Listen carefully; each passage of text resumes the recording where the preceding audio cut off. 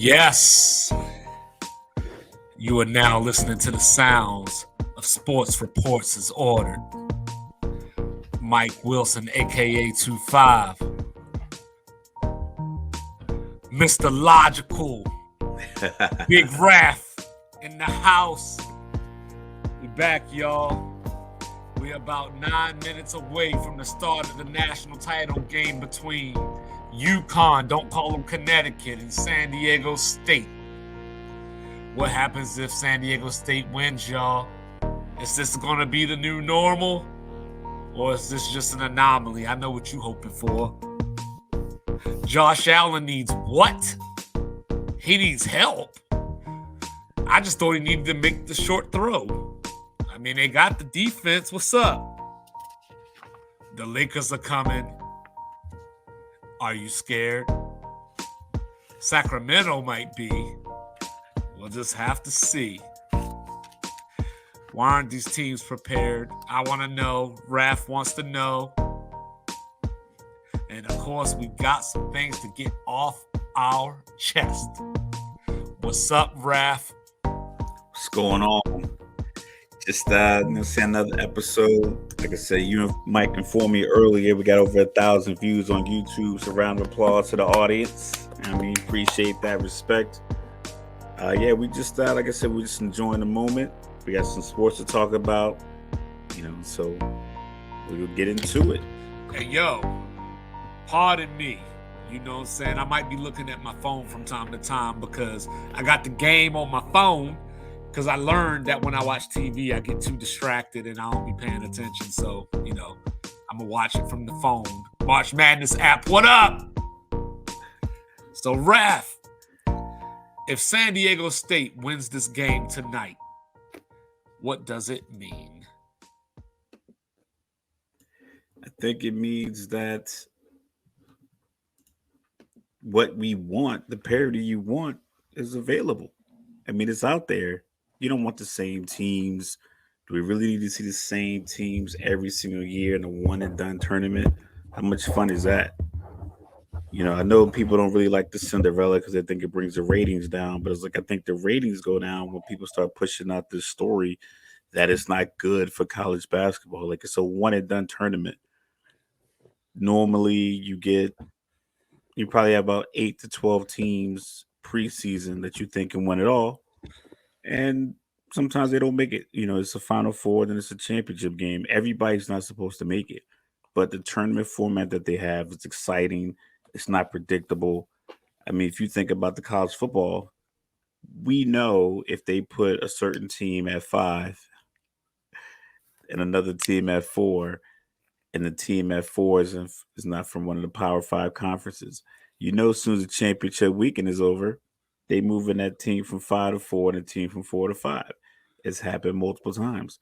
Here, the committee laces their 68 teams, set them up in 4 regions, and say, have at it. They roll out the ball to center court and see who's going to come out victorious. That's the best way to determine, especially because mathematically it's worked out to where, 1s, 2s, and 3s are normally in the Final Four from the 4 regions. You're not in a situation where you got a 5 or 4, another 5 playing a 9, but you still had the excitement of the buzzer beater because that's what you like. We like the buzzer beater. NBA playoffs, it's a 7-game series. You get a buzzer, like Derrick Rose hit a buzzer beater in game 3 against Cleveland, and Cleveland still won that series. It was dope. Everybody lifting him up. He had the Derrick Rose face. He was like, when he hit the bank shot 3, but ultimately LeBron hit a buzzer beater in that same series, but it didn't end the series. The series still had to go 3-4 more games. So I think the guard pulling up from the right side, shooting that jumper, solidified it. Boom. We up 72-71. We're going to the national championship game. Not meet me in 2 days so we can run it back. Like, no. So you got to be on your A game. These teams that San Diego State beat, I think they were fortunate.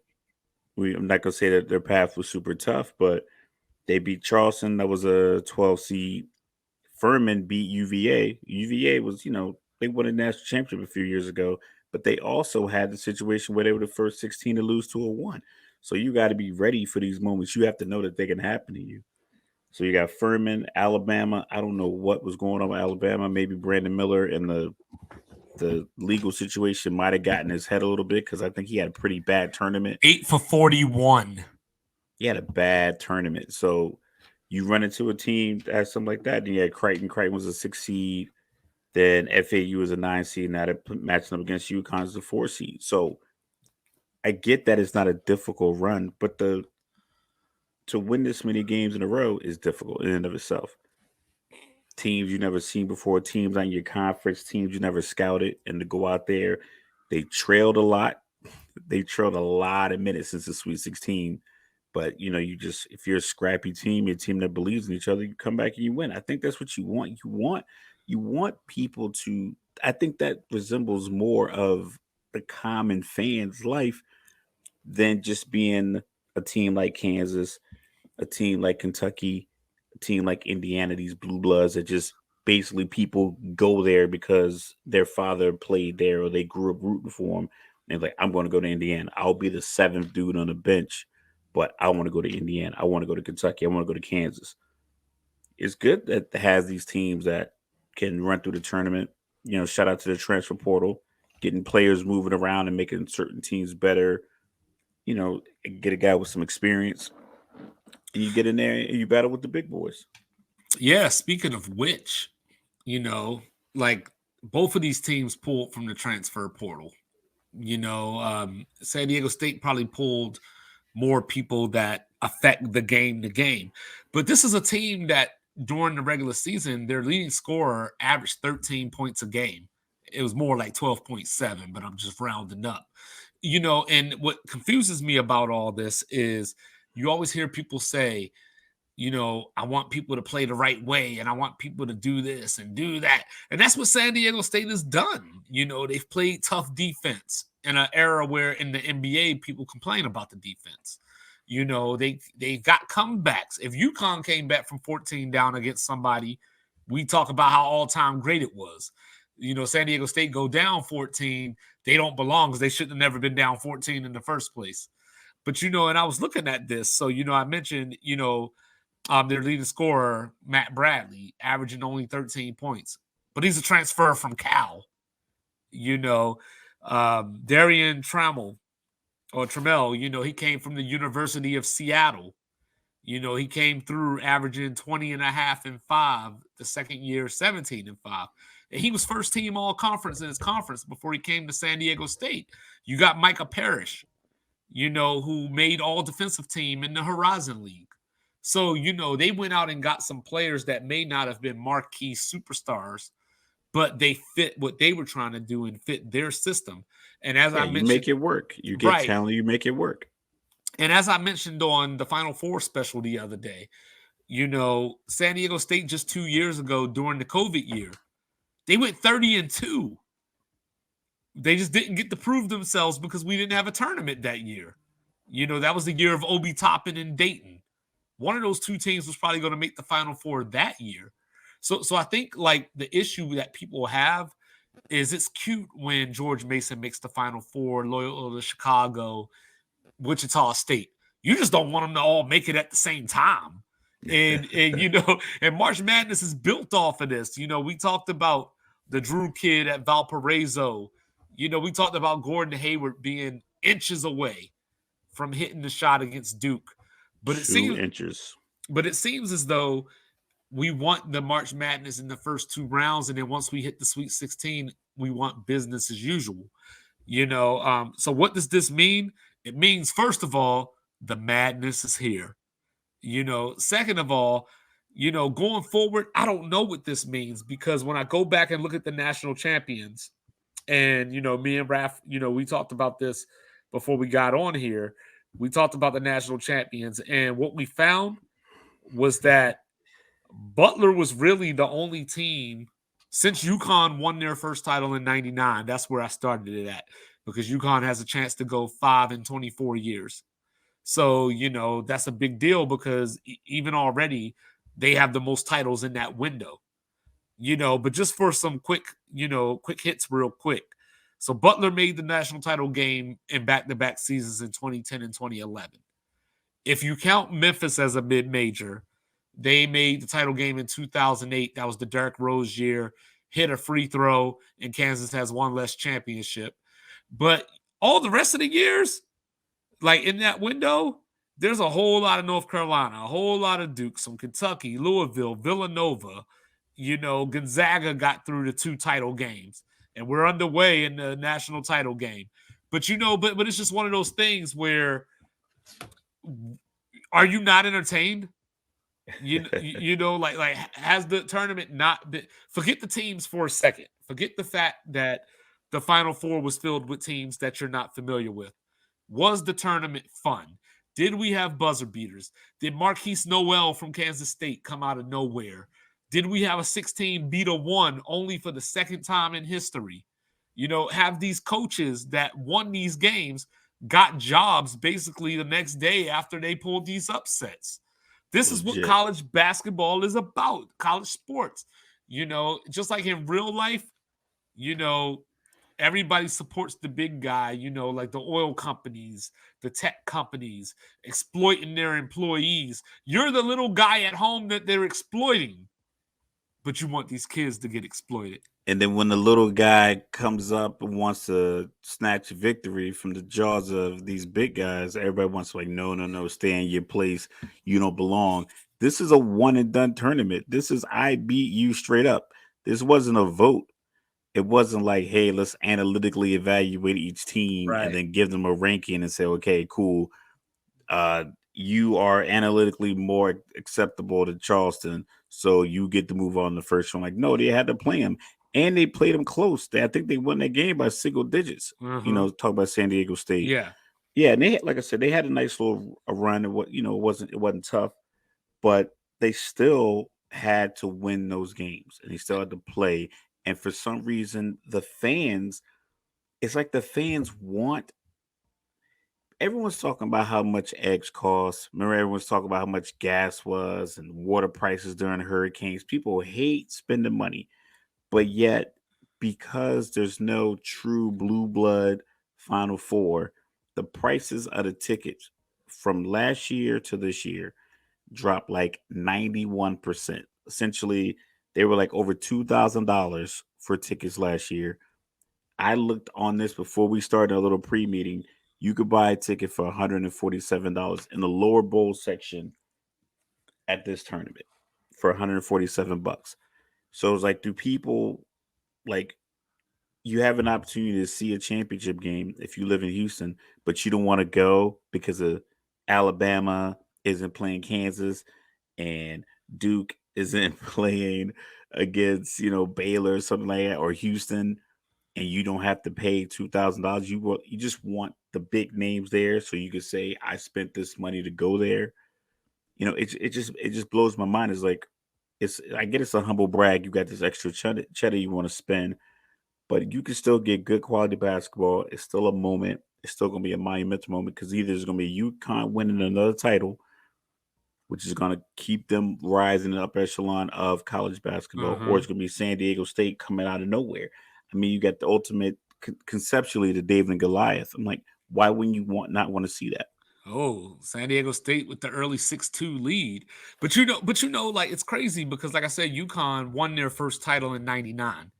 And what's crazy about that is, one, that was the year I graduated high school, but also what's crazy about that is if they win tonight, not only are they 5-0 in national title games, but they're only 1 or 2 titles behind Carolina all time.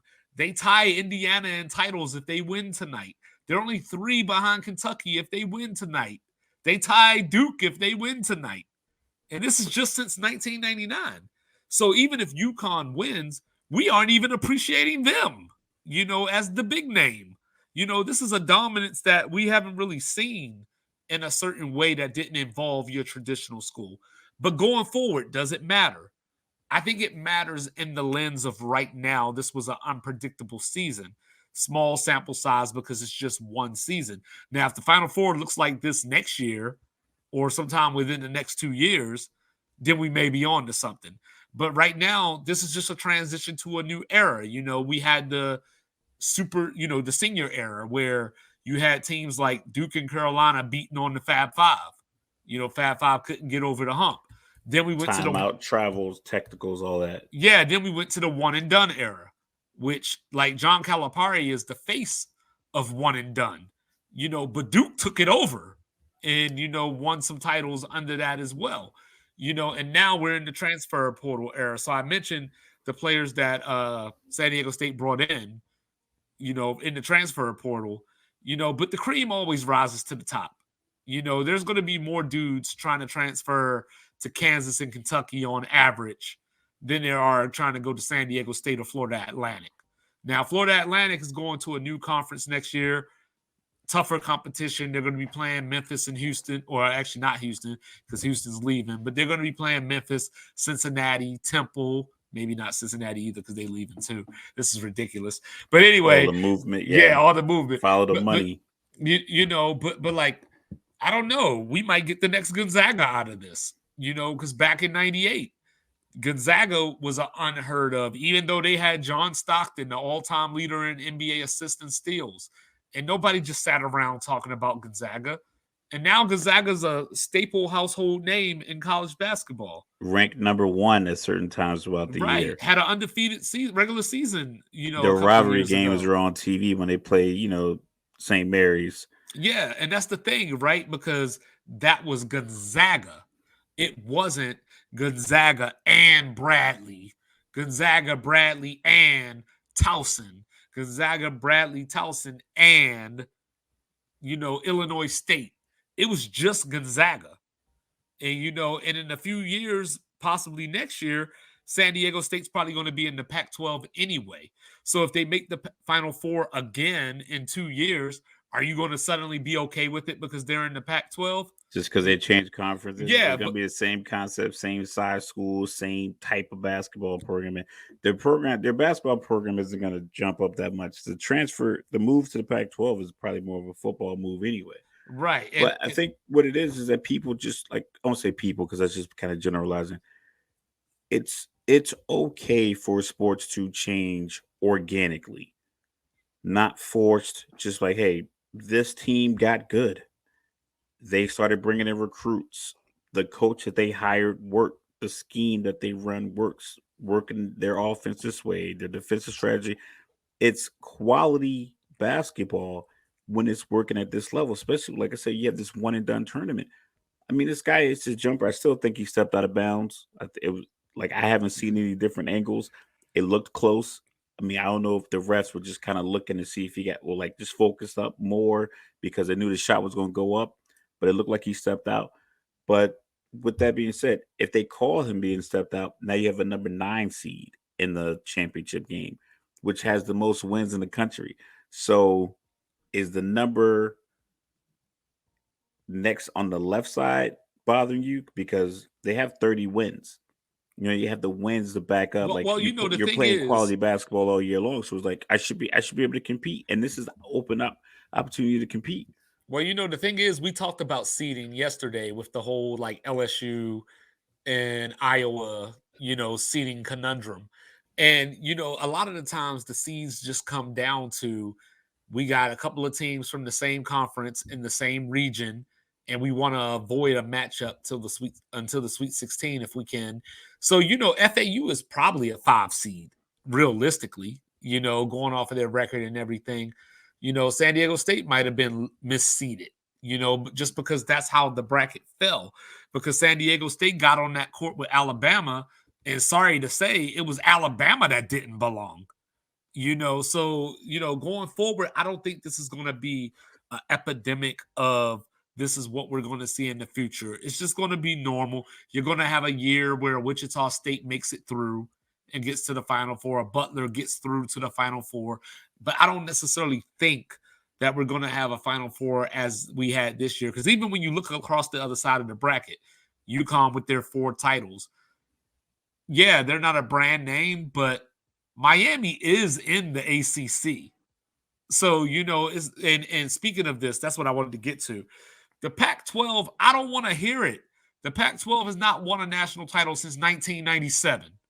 And that was Mike Bibby, and Miles Simon beating up on my Kentucky Wildcats in overtime.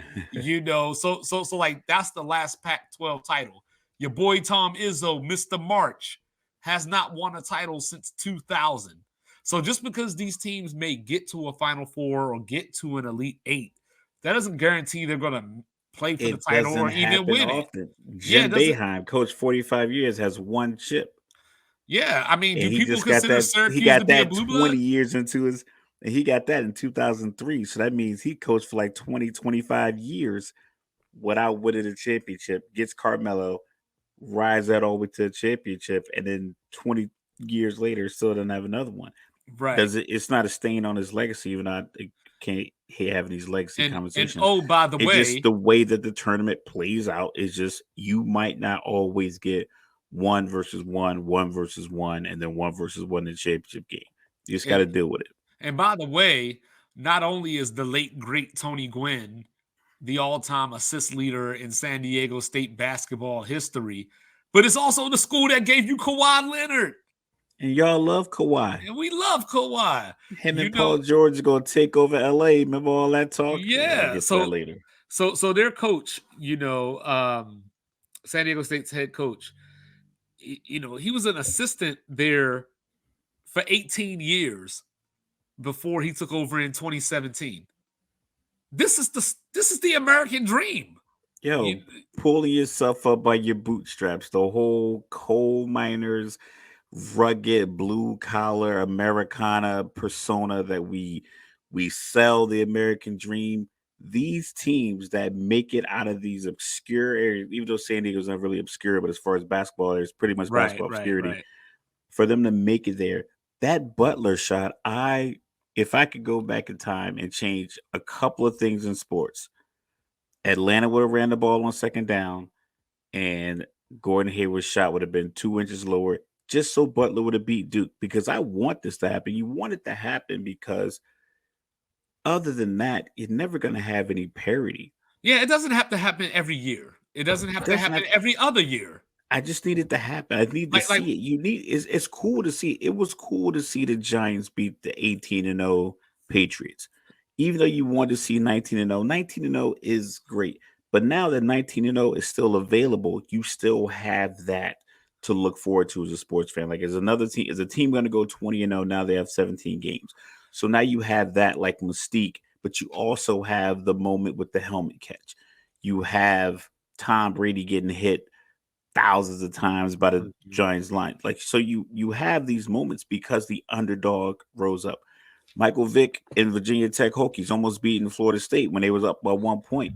Yo, in Virginia, we were like, yo, it's might go down. And then Florida State, being the powerhouse that they are, ran off a couple. They scored on the next couple of possessions, and Shouts Virginia Peter Tech ended up Ward. losing. You know, and Shout and out and, to Peter Ward. and that's the thing, like I said, this doesn't have to like I wish that we were old enough to remember. Like I remember UNLV, Anderson Hunt, Larry Johnson, Greg Anthony. I'm old enough to remember them. I'm old enough to have watched them win the national title. But I was a youngin at the time. So I didn't have the context of what that meant in the grand scheme of things. But they made 3 Final Fours within a 5-year span.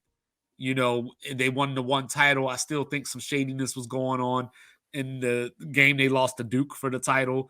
But whatever. But UNLV won that title. What was the react? I want to know what was the reaction when UNLV played Duke for that title. When they won, what was the reaction to that? Were people turned off then? Or was I doubt UNLV it. were they polarizing enough?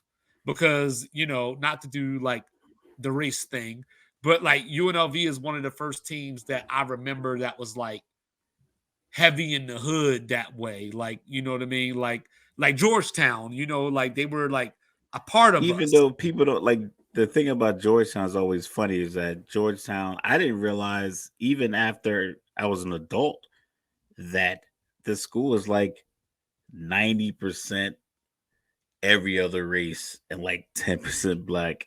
And it's a And religious school. it's a religious school. It's a law school. I had no idea that Yeah, it was growing like a up, I thought prestigious Georgetown school. was an I thought it HBCU. was a hood school. Yeah, so you know what I mean? Like it's just one of those things. Like, like perception is reality. So, so when Georgetown came along initially, did they receive that same type of reaction? Like I know John Thompson, rest in peace, was very polarizing, the towel around his neck and the sweater and all that. So I know he was polarizing, and he also had Boeheim across from him in the rivalry, Georgetown, Syracuse, and all that. So there was like a racial element there, like with the Celtics and Lakers.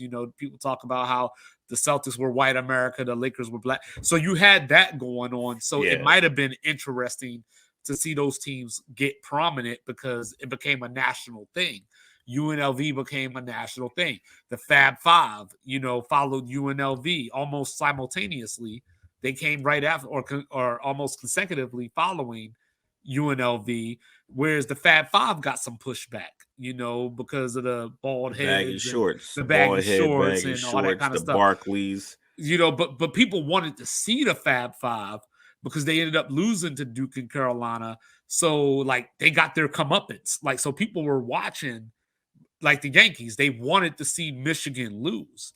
You know what I mean? And like, but with these teams, I don't even think it registers in that way. Like, they don't want to see San Diego State lose. They don't want to see FAU lose. They just don't want them there at all. It's weird because like you have so many forms of entertainment. Like right now, I got the game on my TV. I could probably put something else on my phone right now, and if I want a little box to have something else in the corner here, I can have it. And I think people have such a vast amount of entertainment that Right. if if you don't enjoy it all, you got to complain about something. I think people have been complaining about this aspect of the tournament the whole time, and people aren't really talking about how a team from Jersey knocked out the number one, like a 16 seed team from Jersey knocked off the number one seed. It's like that's a big deal. Furman 13 knocking off a 4. I mean, it's like it's way better And another team from storylines to Jersey enjoy. Yeah, knocking off a 2. And don't Princeton. I forget, mean, people not only love did a and 16 beat the Prince 1, but the a 1 fifth had the National Player of the Year. exactly. And Princeton has done this before with the backdoor cuts. What what was the coach name? Pete Carrillo. Carrill. Yeah. Yeah. So with the polo with the sweater Yeah. with the sweatshirt on top. So we've seen Princeton do it before. So see him do it in the 90s and then do it. They've done it, periodically. People tend to Mm-hmm. pick them because of the bounce passes, the backdoor cuts, the screens, ball screens, off the screen. I mean, stuff like that. I don't know. It just seems like people just want it one way, and it's like it's a bunch of different It's the ways. other way. You know what I'm Yeah. saying? And so right now, San Diego State has missed their last 8 shots. We're at the under 12 timeout and 14-10 UConn. So, we got a decent game so far starting out. But Raph, don't look now. But if you look over the left side of your shoulder, you might see Anthony Davis coming up behind the SWAT our topic. The Lakers are coming.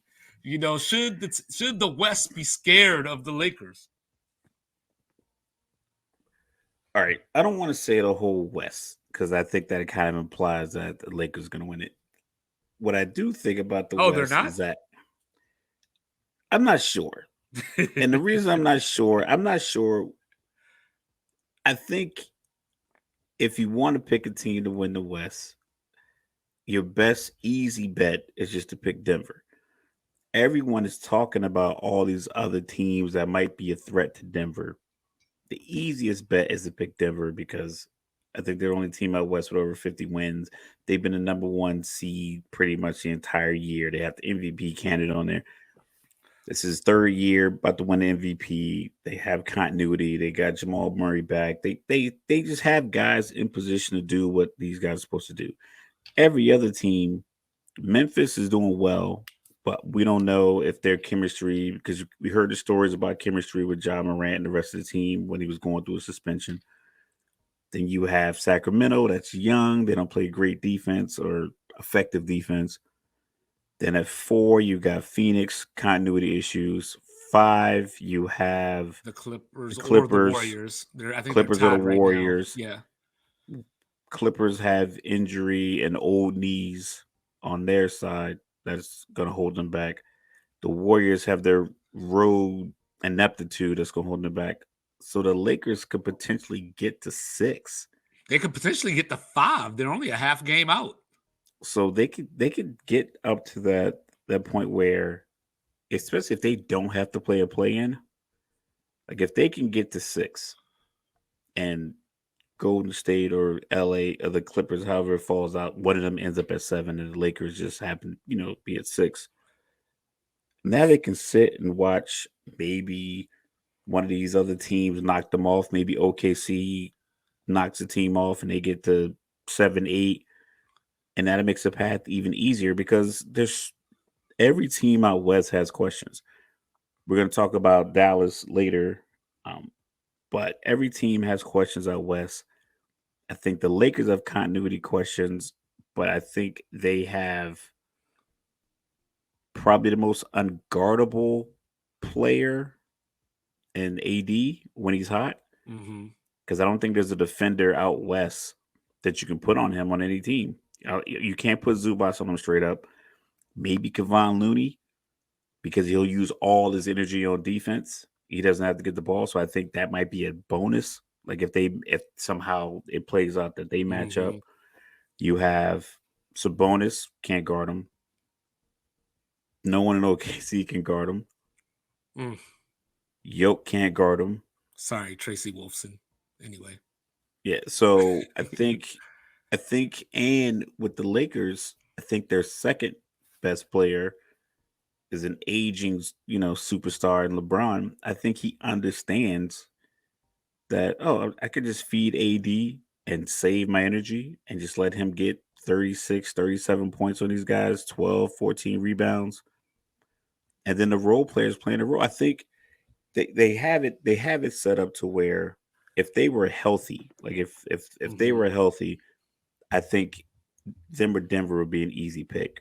But I think the health factor is what's going to determine it. And honestly, you got to see how it plays out. Because if they got to plan a plan, that could be 1 or 2 extra games depending on how it shakes out. Mm-hmm. And Whereas, Denver might be sitting a guy for 2 or 3 games and they're well rested.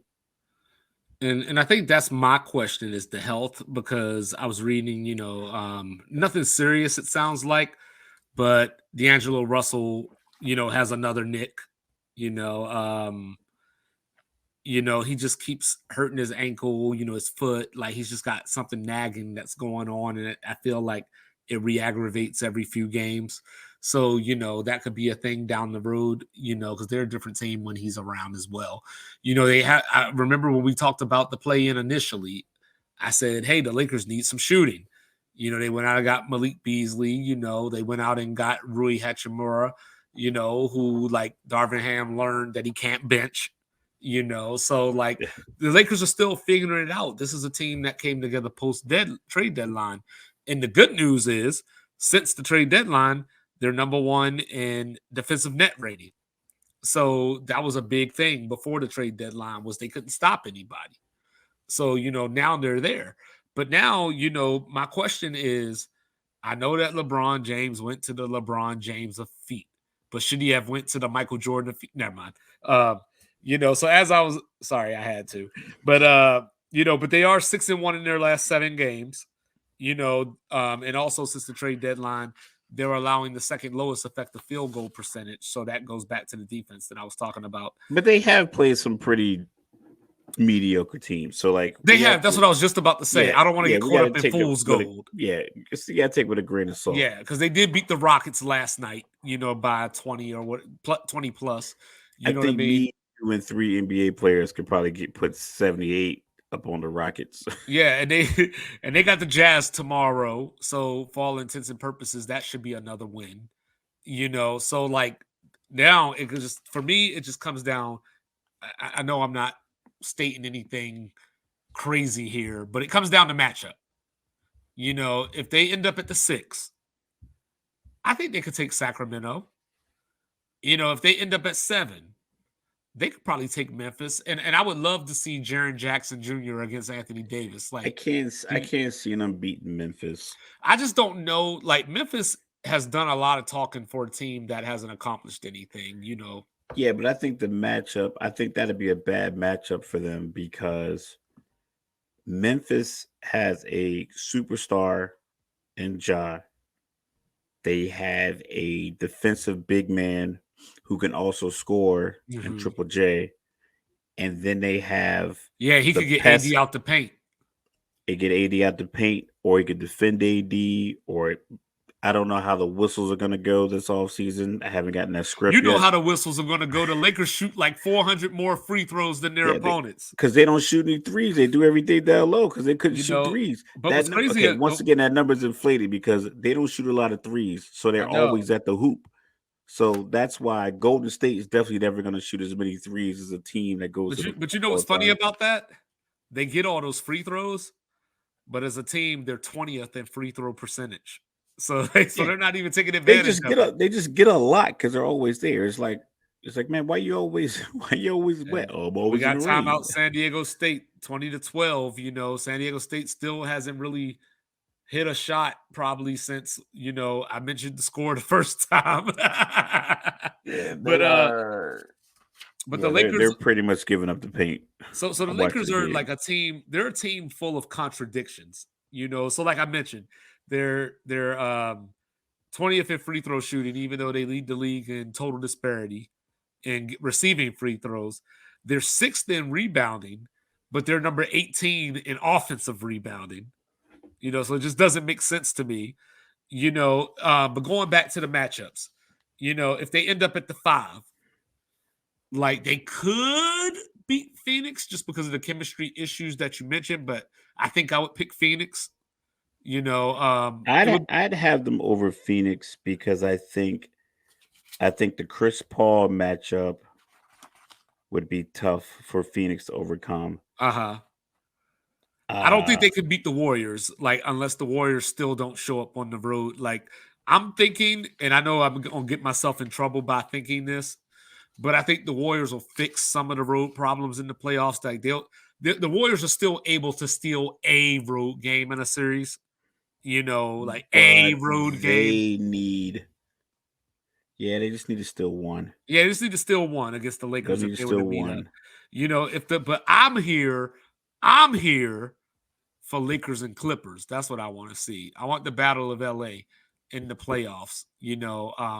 Like as of right now, I would probably pick the Lakers to win that series, but I have no idea. Like, you know what I mean? Like Yeah, to get that you would need so we have you like would if need Golden it's State to fall to 7 or yes. 6. So if it stands firm right now, say like even with the play in, you got the Timberwolves and Thunder don't make it. Right now I got the Pelicans 8. So that gives you Nuggets, Pelicans, Grizzlies, Lakers, Kings, Warriors, and then Suns, Clippers. Yo, just think about it, man. You ain't made the playoffs since 2007. And then you get in and you either end up with Steph or LeBron in the first round. And it sounds crazy because it seems completely inversed. But if you look at it, it's like they're down there for a reason. So if I'm Mike Brown, I'm like, but I mean, really, the West is deceiving Well, I don't because know. I we're don't know talking what the about the Lakers' record. Kings. We love the Kings. They only have 6 more wins than Golden State. I don't know what the Lakers' record would be if Anthony Davis had been healthy all season and LeBron like missed minimal games, load managing, whatever. Because we got to factor that in. Like, so that's the problem when I'm looking at the Lakers in the playoffs. I have to go back and say AD missed a month and a half of the season. So yeah, they're down there, but that played a reason of why they're down there. And they had Russ, at the time. So And this is a completely new team. it's a new team.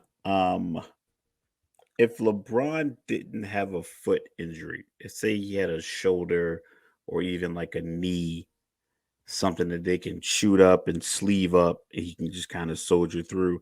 I think the foot thing, like I personally have flat feet. So even when I wear Uh-huh. insoles, like I went snowboarding or whatever, I put insoles in my snowboard boots. even then you gotta take a break. By So no so so means am real I quick, a real star quick. athlete, but So your real quick, feet. UConn is on a 14-2 run. It's 20-12, and I still haven't seen San Diego State make a shot. They just don't score when I'm looking at the screen. Apparently, they have scored, but now it's 22-12. But danger time. But yeah, I think that it's going to be matchup dependent. I don't as of today.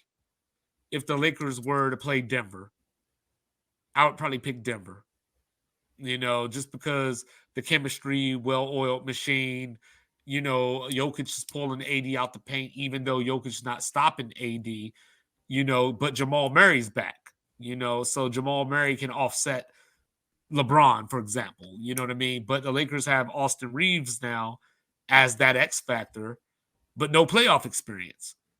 So there's just a lot of I mean, questions there. I get the playoff experience. I think that factors in if your whole team doesn't have any. Uh-huh. Like if your whole team is young and your coach has had poor experience in the playoffs, then that's one thing. But if you have veterans on your team that have playoff experience, especially a guy like AD who learned from LeBron, and then you have, I'm not sure Darvin Hand's coaching experience playoff wise. I think he was in the Right. San Antonio Yeah, he coached three, on right? Milwaukee staff for, I think he was on their championship staff, Okay, so I mean, you have some, but he wasn't in the some, seat. yeah, but you have some knowledge there. You have a person who's been in a room with someone who's talked in between games and made adjustments in big time playoff series. That's all you really need. Sometimes you need a guy if he doesn't have any experience at all, then he doesn't know any better. So he's like, "Cool, one dribble pull up, I'm pulling up." If you got a guy that's thinking like, because last year we were in the playoffs, I had this one dribble pull up and I kept missing it. But you got this guy Reeves like, okay, cool, But one that's the dribble thing, pull up, I'm LeBron gonna and hit this jumper. AD. But that's the thing, LeBron and AD are the extent of that playoff experience. Like all Hachimura knows is how to get swept or win one game in the first round. D'Angelo ain't never been in the second round.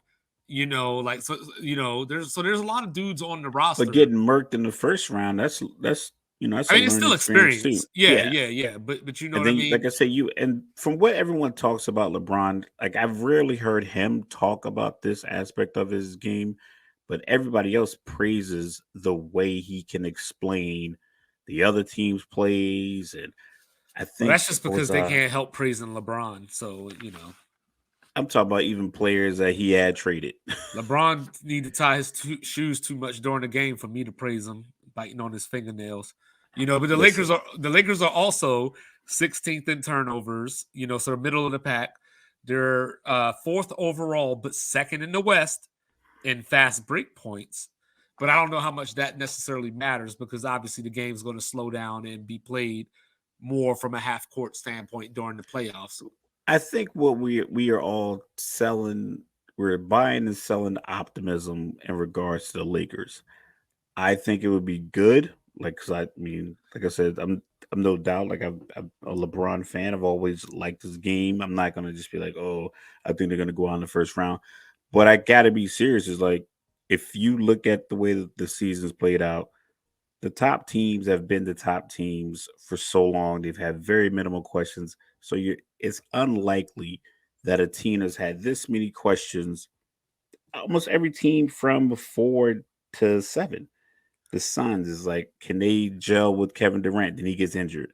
And then is Chris Paul too old? That's another problem. The Clippers, All right. Paul George's knees, Kawhi's knees. So I think we all have all this hopefulness that is going to work out. But I think just realistically, you could just if you want to just put $25 on Denver and win 15 and walk away with $40, I don't think that'd be a bad bet. But So as so if far I as like the so so Lakers, if I I think just it's an upset. randomly, if I was just randomly like, yo, Raph, I got an extra 10 G's.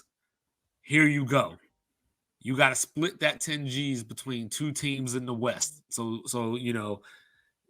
put it on split the 5,000 on two teams that you think can win the West. One of those 5,000 going to the Lakers, Well, I would say yeah, because I think just because of the odds. Yeah, the yeah, yeah. odds, I But think the but but in your payout. heart, are you like, I'm putting this like outside of the odds, I'm putting this down because the Lakers are going to win the West.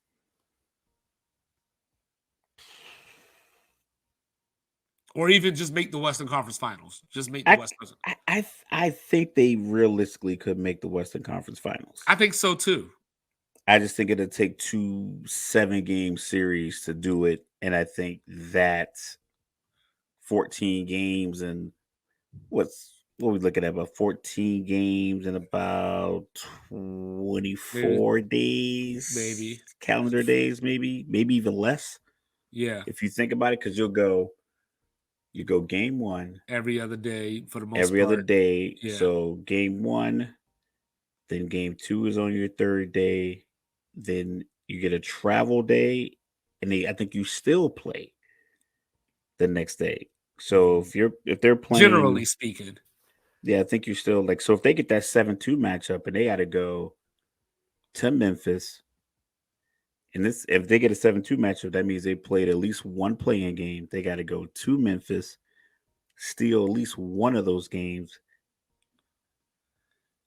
and play. So they play 2 games in Memphis, get back to LA. Yeah, I don't think LeBron can on do one his. day. I don't think LeBron can do his game one. I'ma feel it out Fill thing, it right? out thing. Yeah, Yeah, I that's don't think a he has popular the round one. ability. Yeah, I don't think he can do that with this team right now. And then if he goes to 2018 LeBron 51-8-8 and they lose, I'm not saying like those points, but that kind of Right, energy, right, that right. that kind of impact on the imprint on the game, being on every play, taking charges. If he does all of that stuff and they still lose, it could end up the way that series ended up, where they get swept, because it's And is like, that the only game that he can provide like that in a series at this point? yeah, especially if you lose, if he does Yeah. that and win, then I think you go back to the hotel or you get back on the plane and you kind of rest easy, because And AD you played great and you stole one. AD does have a habit, and every now and again, I'm not calling him a choker or anything like that, but he has these games where he takes 10 shots, or he just doesn't touch the ball a lot. So they're just going to have to emphasize him early and often, And no that's matter going to who be they're playing tough if they against. get Memphis, because I think Memphis is probably the only team out west that has a guy that can defend him and then subsequently make him use energy on the other end. Right. Whereas Kevon Looney, if he's not right by the hoop when he catches the ball, even if he is, I think he's still looking to pass. So I think that one of those kind of matchups could really hurt him. But I think he could dominate Sabonis. I won't say dominate, but he could really put a lot of work in Sabonis and make him work. And Sabonis probably, come down and make him work the same way. But I think the hell that AD would give him I see a lot of foul trouble. It's just it's early almost it's on. almost like, and I'm not making a player comparison because obviously they play differently, but it's sort of like Rudy Gobert. Like, as soon as you hit the playoffs, he becomes ineffective because he's on the bench so much. I don't know. I don't understand the Rudy Gobert on the bench in the playoff thing. Is like, just put him in a position of where, hell, just give the other guy the open shot. Yeah. Fix Well, your he does. defense Well, I somewhere else think to it comes down to. anchor him. Well, I think it comes down to our everybody's trying to out warrior the warrior thing. Like, Rudy Gobert is not going to stretch the floor in that way. So, like, remember, I think it was it in the bubble, the Lakers against the Rockets, and Houston just couldn't space the floor because they were playing Russ at center or something. And like, during the regular season when they had Clint Capella, he was able to catch the lob from Harden and all that, and you had the shooter spread But they out. thought he was in the way. They thought he was. Yeah. I'm like, you need somebody to catch the rebound. You guys, if you're gonna shoot 33s a game, somebody's got to rebound. Yeah, so it was like that same thing where the Lakers were smart enough to abuse that, versus like some of these other teams are just going to keep shooting the three regardless of who's in what position. And Who's down there? Who can defend the rim? yeah, so I would say let them fire it up. yeah, I agree. And so I mean, right now, I have no idea who's going to win the West. Like, if you put the gun to my head right now, it was like, predict the West winner, I might pick Denver just because of altitude. outside Dem- of that, I outside of think that, if you put money on Denver or Memphis, I don't think anybody could look at you crazy and provide you like a qualitative argument of why another team is going to win, like a demonstrative argument, like, oh, you got to be kidding me, the Warriors, okay, what, how is the Warriors play on the road? Yeah, that's what I was just about to say. Like the It's Warriors like would probably beat my every, number two just going off of experience, but but it's like nothing that's they on played the court. so bad on the Right, road. right. Like It's like they just lost to Denver at Denver with no Jokic. they have Houston, San Antonio, and Detroit. I think it's only three teams with a worse road record than Golden State. But the Warriors' record is still like within the same ilk of those teams. So it's just like it's just, like I said, it's just a strange, it's a strange dichotomy. And I Like just the saw West is San very Diego strange State this hit a year. shot that wasn't a free throw. Yeah, right now they're looking. They're just not This hitting should be shots. bucket. Like This they're should be they're a bucket. rebounding. Okay. They're getting offensive rebounds. They're playing good defense. UConn's just hitting shots and they're not. Doc Rivers, right? Is a Yeah, make or miss league. That's what's happening right now. I So they're think if they just ran it, they just ran a little high screen action and got the ball to like their guard in the lane, and then UConn just came right back and did the yes, and same thing. I'm so loving Jordan Hawkins right now. Like maybe it's because he's wearing a UConn uniform, but I'm seeing such Ray Allen out of him. Uh, He's not explosive like Ray Allen was in college with the dunks and all that, but just the shooting, he reminds me a lot of Ray Allen. But yeah, like I said, it's just going to be matchup dependent. I know a lot of people probably want the Lakers because I know a few years ago, the Milwaukee Phoenix finals, there were a lot of people upset because the Lakers weren't in the playoffs at all. You had Laker fans screaming, "Y'all need us," and all this kind of stuff. And I watch basketball just fine without y'all. I yeah, watch basketball just fine without the Knicks. you had Whatever. 80. You had 82 chances to get as many wins as possible. No one took any games from you. You didn't have to forfeit any Whew. games. You didn't lose anything for improper funds. You had 82 opportunities to win games. You didn't win enough. It is what it Yeah, is. it It's is like what it is. you don't belong in a place where you have to earn that right. You got to earn it. There's nothing wrong with earning something. I don't know why people got away from that. You got to earn it. If you didn't earn it, you didn't earn it. Right, and that's all it is. So the Lakers are just UConn is getting busy though, yeah. San Diego, so yeah, they people will just be hit a happy three. now. They just hit a three. San Diego State came back down and hit a three. So 33-20 right now. We're under You 4 minutes. are you are like 4 seconds ahead of me. Okay, so so My so dad we're does it to you. we're coming up on the under 4 minute timeout. It's just under 3 minutes because the whistle hasn't blown yet. And here's Calcaterra for three, bang! Off of the San Diego State missed layup. So 36-20 with about three. Hold on, he blew this layup. Oh no, that's so funny because, like I said, you're like a few seconds ahead of me. Got some technical difficulties. I think we're back. You We're know, back. but I was sitting around this weekend, and listening to the great Jim Kelly. One of my favorite quarterbacks in NFL history. But he said something that I found to be very appalling. He was talking about Josh Allen can't do it by himself. And before you get started, Raph, all I want to say is Josh Allen doesn't have to do it by himself. He chooses to do it by himself. We all make choices in this life. But go ahead. Josh Allen, Josh Allen, Josh Allen. I think. I mean, we love football.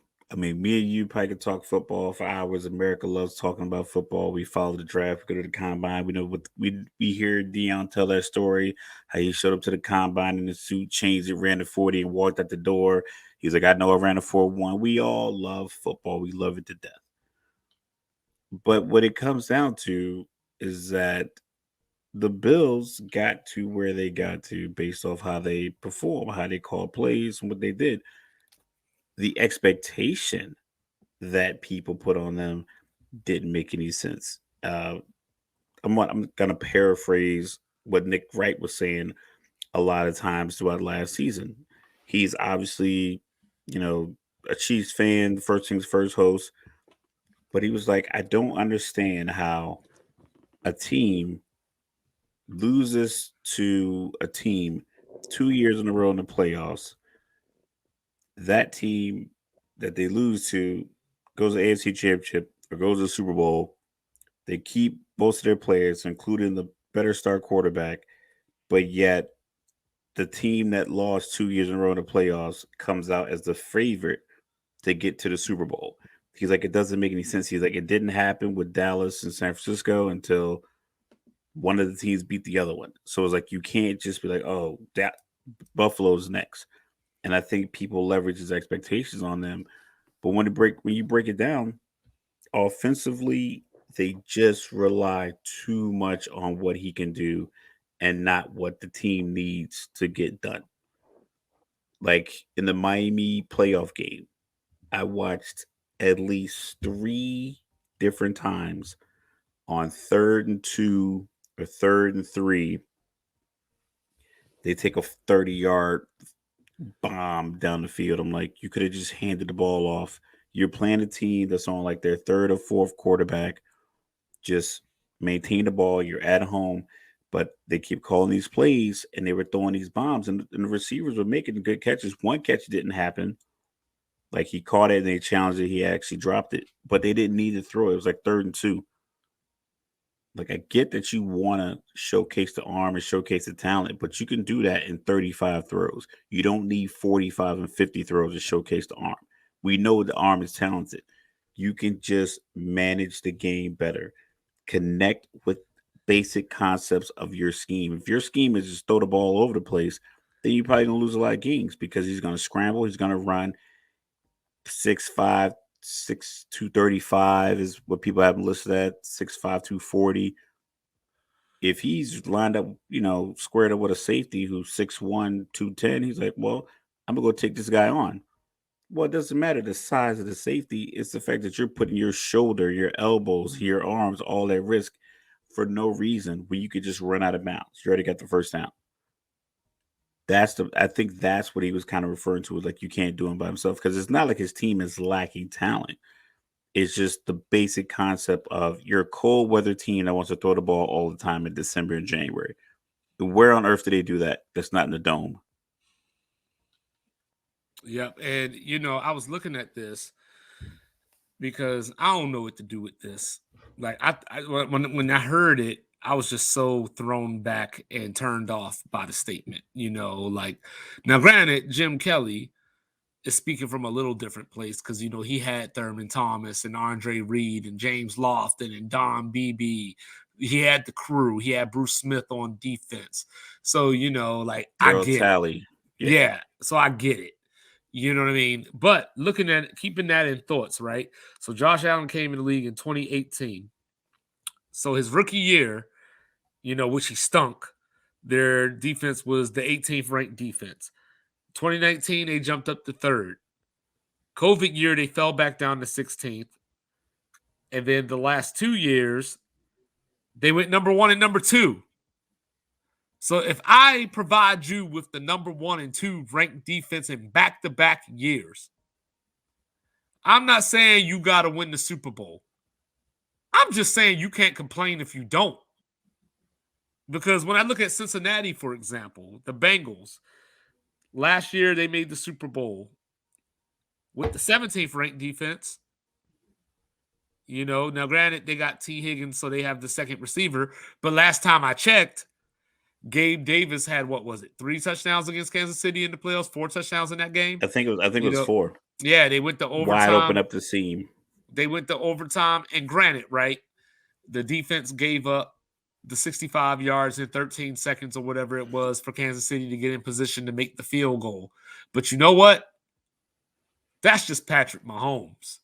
You know what I mean? Like, there's only one of them. That's his bad defense. There's only one Patrick Mahomes. Like, I hate when people do that because, like, for example, people used to always tell me, like, I would say, this quarterback, blah, blah, blah. And they would say, well, Tom Brady. Well, yeah, if the measuring stick is the greatest quarterback of all time, everybody's going to fail. Yeah. You know what I mean? But you don't got to be better than Patrick Mahomes. You just have to hold your own, which Joe Burrow has done. Kansas City won the Super Bowl this year. with the 16th ranked defense.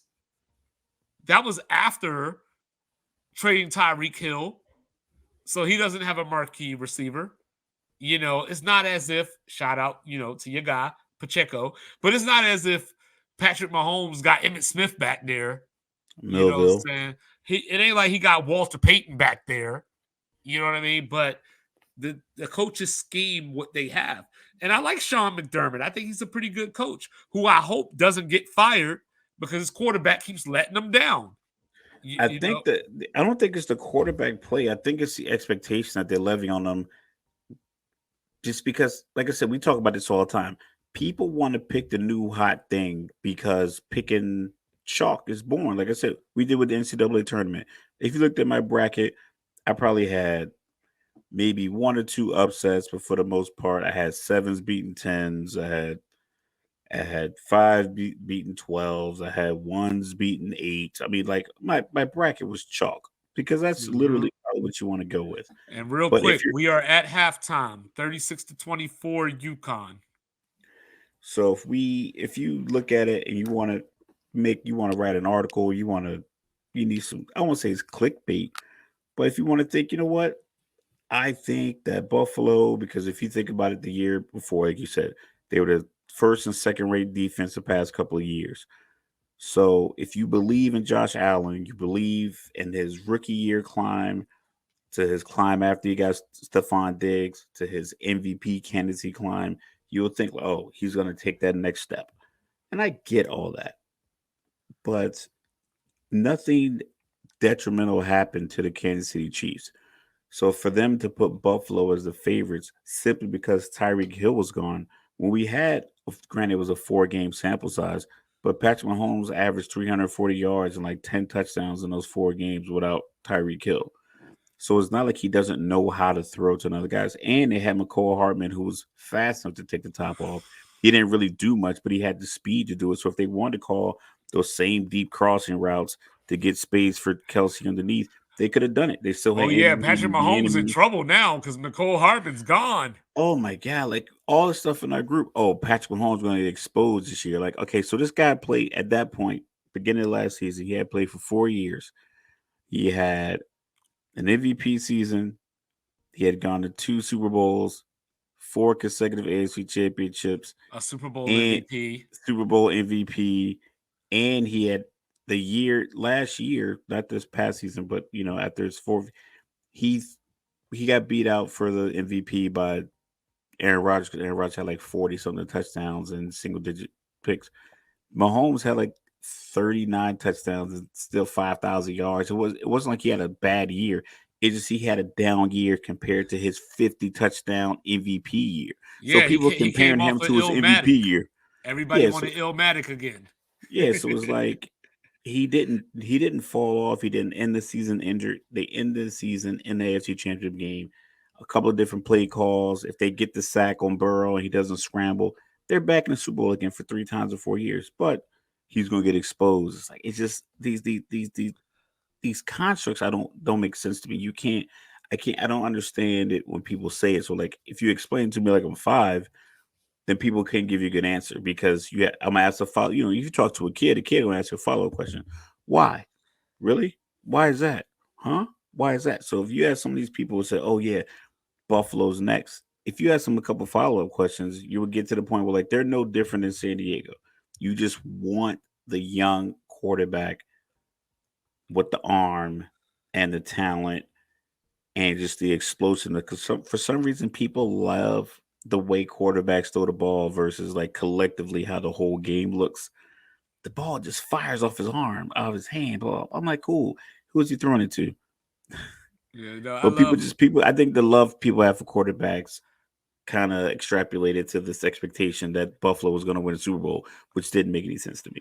I love how after all this time, people still call them San Diego. Did I say San Diego? You I did. said it a couple times, didn't I? Yeah. I've But but I but just move back. Just move but back. it's It's just pointless for y'all to be in frustrating. Los Angeles. It's frustrating to me because, like, for example, I'm not necessarily the biggest Lamar Jackson fan. Like I want the dude to get his money, but I'm not the biggest Lamar Jackson fan. But I hear this talk, because it's all narrative, can you win with Lamar Jackson? And then Yes. in the other vein, I hear Justin Herbert needs help.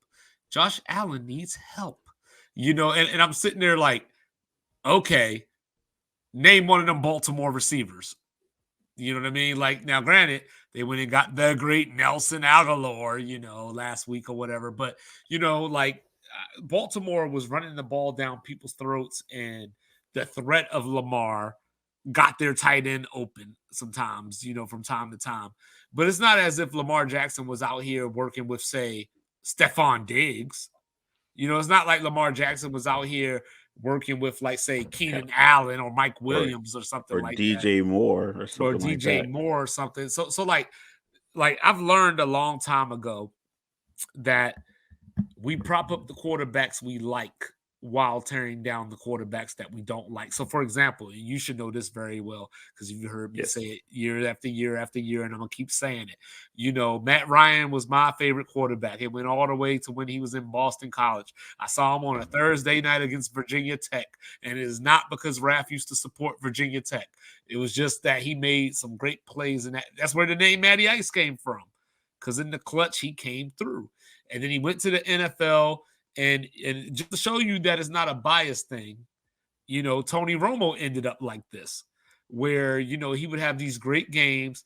His defense would give up 30 points, and, he might throw a pick late, and everybody would say he choked. Like, I think it was 2013, the year that Seattle beat Denver in the Super Bowl. Peyton Manning was breaking all the records. He came back from the neck surgery, and he was just lighting everybody up. And Dallas lost an early season game to Denver, 52-48. Romo threw a pick either right before or right after the 2-minute warning. And everybody said, see, he can't win the big game. And I said, you gave up 52 points, you big dummy. Yeah. Like, A high scoring offense is like 26 to 27 points a game. So you gave up 2 games with the points in one game. But you're going to blame the quarterback. Whereas if Josh Allen was in that game, we would have said he needed help. It just amazes me how these narratives change, because Josh Allen has talent. There's no doubt about that. But I still don't know if he's a great quarterback. I don't when I look at my quarterback hierarchy, you know what I mean? Obviously, it starts with Mahomes. You got Burrow up there. I don't think Josh Allen's better than Burrow. I don't think, like, I'm not saying that if Burrow is number 2, Josh Allen is number 7 or something like that. But I He think might there's be. but I think If you there's a break it down, but I think there's a if you gap break there. down like how he goes, yeah, there's definitely a gap, And between Herbert might even be better than Josh like Allen. you could be a smart kid, but the valedictorian's GPA is 4.7 because they're taking college classes, and the salutatorian is 4.65 because they're taking the same college classes. These other guys are 3.9 kids, still A students. You're still high honor roll students. You're not in this realm, and I There's think levels to this. people want in the matchups between the Buffalo offense and Josh Allen versus the Kansas City defense. The people saying he outdueled Mahomes. I'm like, well, who won the game by throwing 2 passes with 13 seconds left and getting the timeout, Buckner kicking the field goal, and then the touchdown to Kelsey, and then even then just past a couple months ago at the Super Bowl. If I It's like told you, some guys just make those plays. if I Josh told Allen you, just hasn't made those plays yet. if I told you that Joe Burrow's defense gave up 17.9 points a game, you would tell me the Bengals are Super Bowl bound. If Oh, yeah. if I told you the Chiefs gave up, They are 15-2 if they're only giving up 18 points. Yeah, the Chiefs are 18-0. Going into the Super Bowl probably if they only gave up 17.9 points Absolutely, a game. yeah. If Justin Herbert, as much stuff as I give him, if Justin Herbert had a defense that was giving up 17.9 points per game, they might go to the AFC Championship game. Like, even though I don't want to do the overreact thing, but going off of like Jacksonville this year, if I gave Trevor Lawrence a defense that gave up 17.9, they would have given Kansas City a better game Then Yeah, they ended they up would have getting been in the Super Bowl. you, Any team, any quality, if you have a quality young quarterback or quality offensive scheme, and your defense comes along, like, and your defense is better than your offense, and you're only giving, if you're giving up less than 18 points a game, and you have a prolific offense or young arm talent, Atlanta probably still could lose a game 17-14, and the defense can only give up because they don't have the playmakers on the outside that other teams do. Kirk Cousins is Chicago, in the NFC Championship game with that defense. if yeah, I think so. I like Kirk Cousins. Yeah, I love Kirk Cousins. I just feel bad for him that it's his expectation that he's supposed to win all the time, and then when he loses ugly. Well, So it's like he plays well, but when the games he loses, they just look ugly, and it's like it goes back to just like quarterbacks that the media likes or dislikes. Like people people still don't treat like him at all. they treat him. They're still treating him as if he's Washington Kirk Cousins, as if he hasn't been at the top of the league in certain categories since he's left Washington. Like they had that stink of Washington in their mouths, and they just haven't moved on. So like whenever they go somewhere, they just don't have that expectation. Because when we started Sports Reports Disorder, we started right when the playoffs were starting. And I told you when we were previewing our very first games, I was like, yo, the Giants might win this game because Minnesota has the slowest corners in the league. Even though the Their Giants, defense was terrible. even though the Giants didn't necessarily have great receivers, they were fast. You could run away 4-6 corners. Yeah, and so that's where, like, when I'm looking at Josh Allen, I'm like, what is the help? Is the help Derrick Henry? Is the help he has to go get Dalvin Cook because Minnesota doesn't want to pay him? The help should be Derrick Henry. Like it should be because. But does it have to be? I say yes because it could have been Austin Eckler. But that's the thing. Austin Eckler likes to catch a lot of passes, so I think they will call a lot more passes. If you had Derrick Henry, you're calling 20 run plays for him. Can it be Zeke? No, because Zeke can't carry the ball 20 times. Well, he doesn't need to, though. I mean, you got other running backs on the roster. But that's the thing. Because they don't run the ball, it's like you need someone that you can literally look your whole team, your whole coaching staff can look and say, all right, we see why you didn't give Singletary the ball here at 3rd and 1 and the goal line. We can see why you called a quarterback keep in this situation with Cook in the backfield. We can see why Nyheim Hines only returns kickoffs. We can understand that. But if I give you 6'4", 230-pound Derrick Henry, and on 3rd and 2, you're calling a quarterback keep, is like you just don't know what you're doing. So and Derrick Henry's gonna be like, yo, look at me. I'm bigger than him. It's not many people in the league that are bigger than Josh Allen. And I'm standing right here. Give me the ball at the top of the dot. Give me a fullback, and let's run this thing up the gut. And your coach looking up at Derrick Henry like, yeah, you're right. See, like Singletary is 5'6". He can't just go in there and have that same kind of argument. Derrick Henry take that helmet off and that dread and that solid braid, and he lean down and he like, yo, give me the ball. All right, man, you got it. I'm giving you the ball. This is where they say numbers don't lie. This commercial is ridiculous. I know. They say numbers don't lie.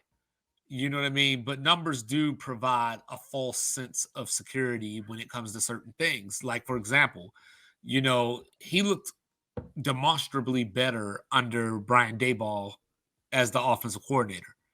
Now, when you look at his numbers from last year to this season, they don't look very different, but the play, like the eyes when you were watching the game, it didn't look the same. And here we are with Ken Dorsey is allegedly the next big thing about to be a head coach.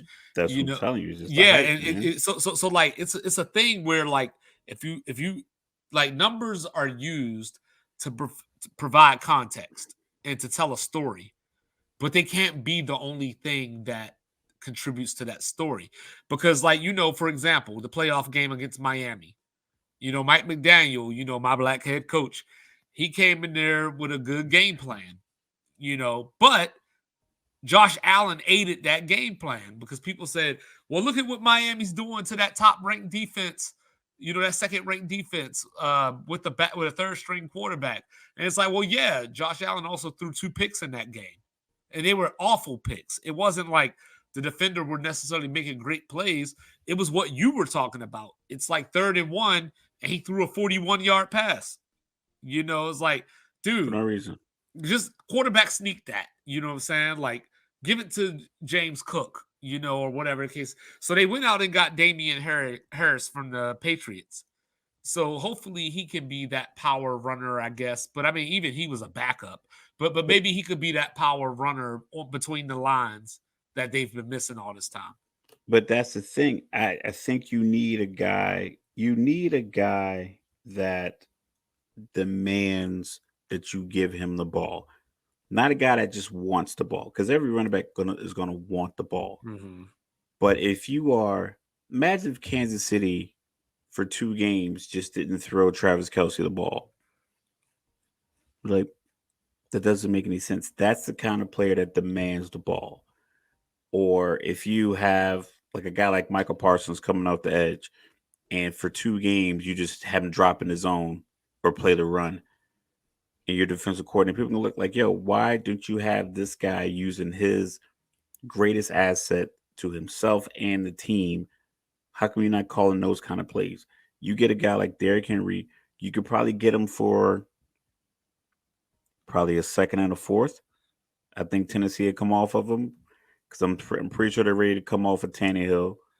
They're probably ready to come off of Rabel. They might give him 1 more year. I know they don't give a damn about Malik Willis.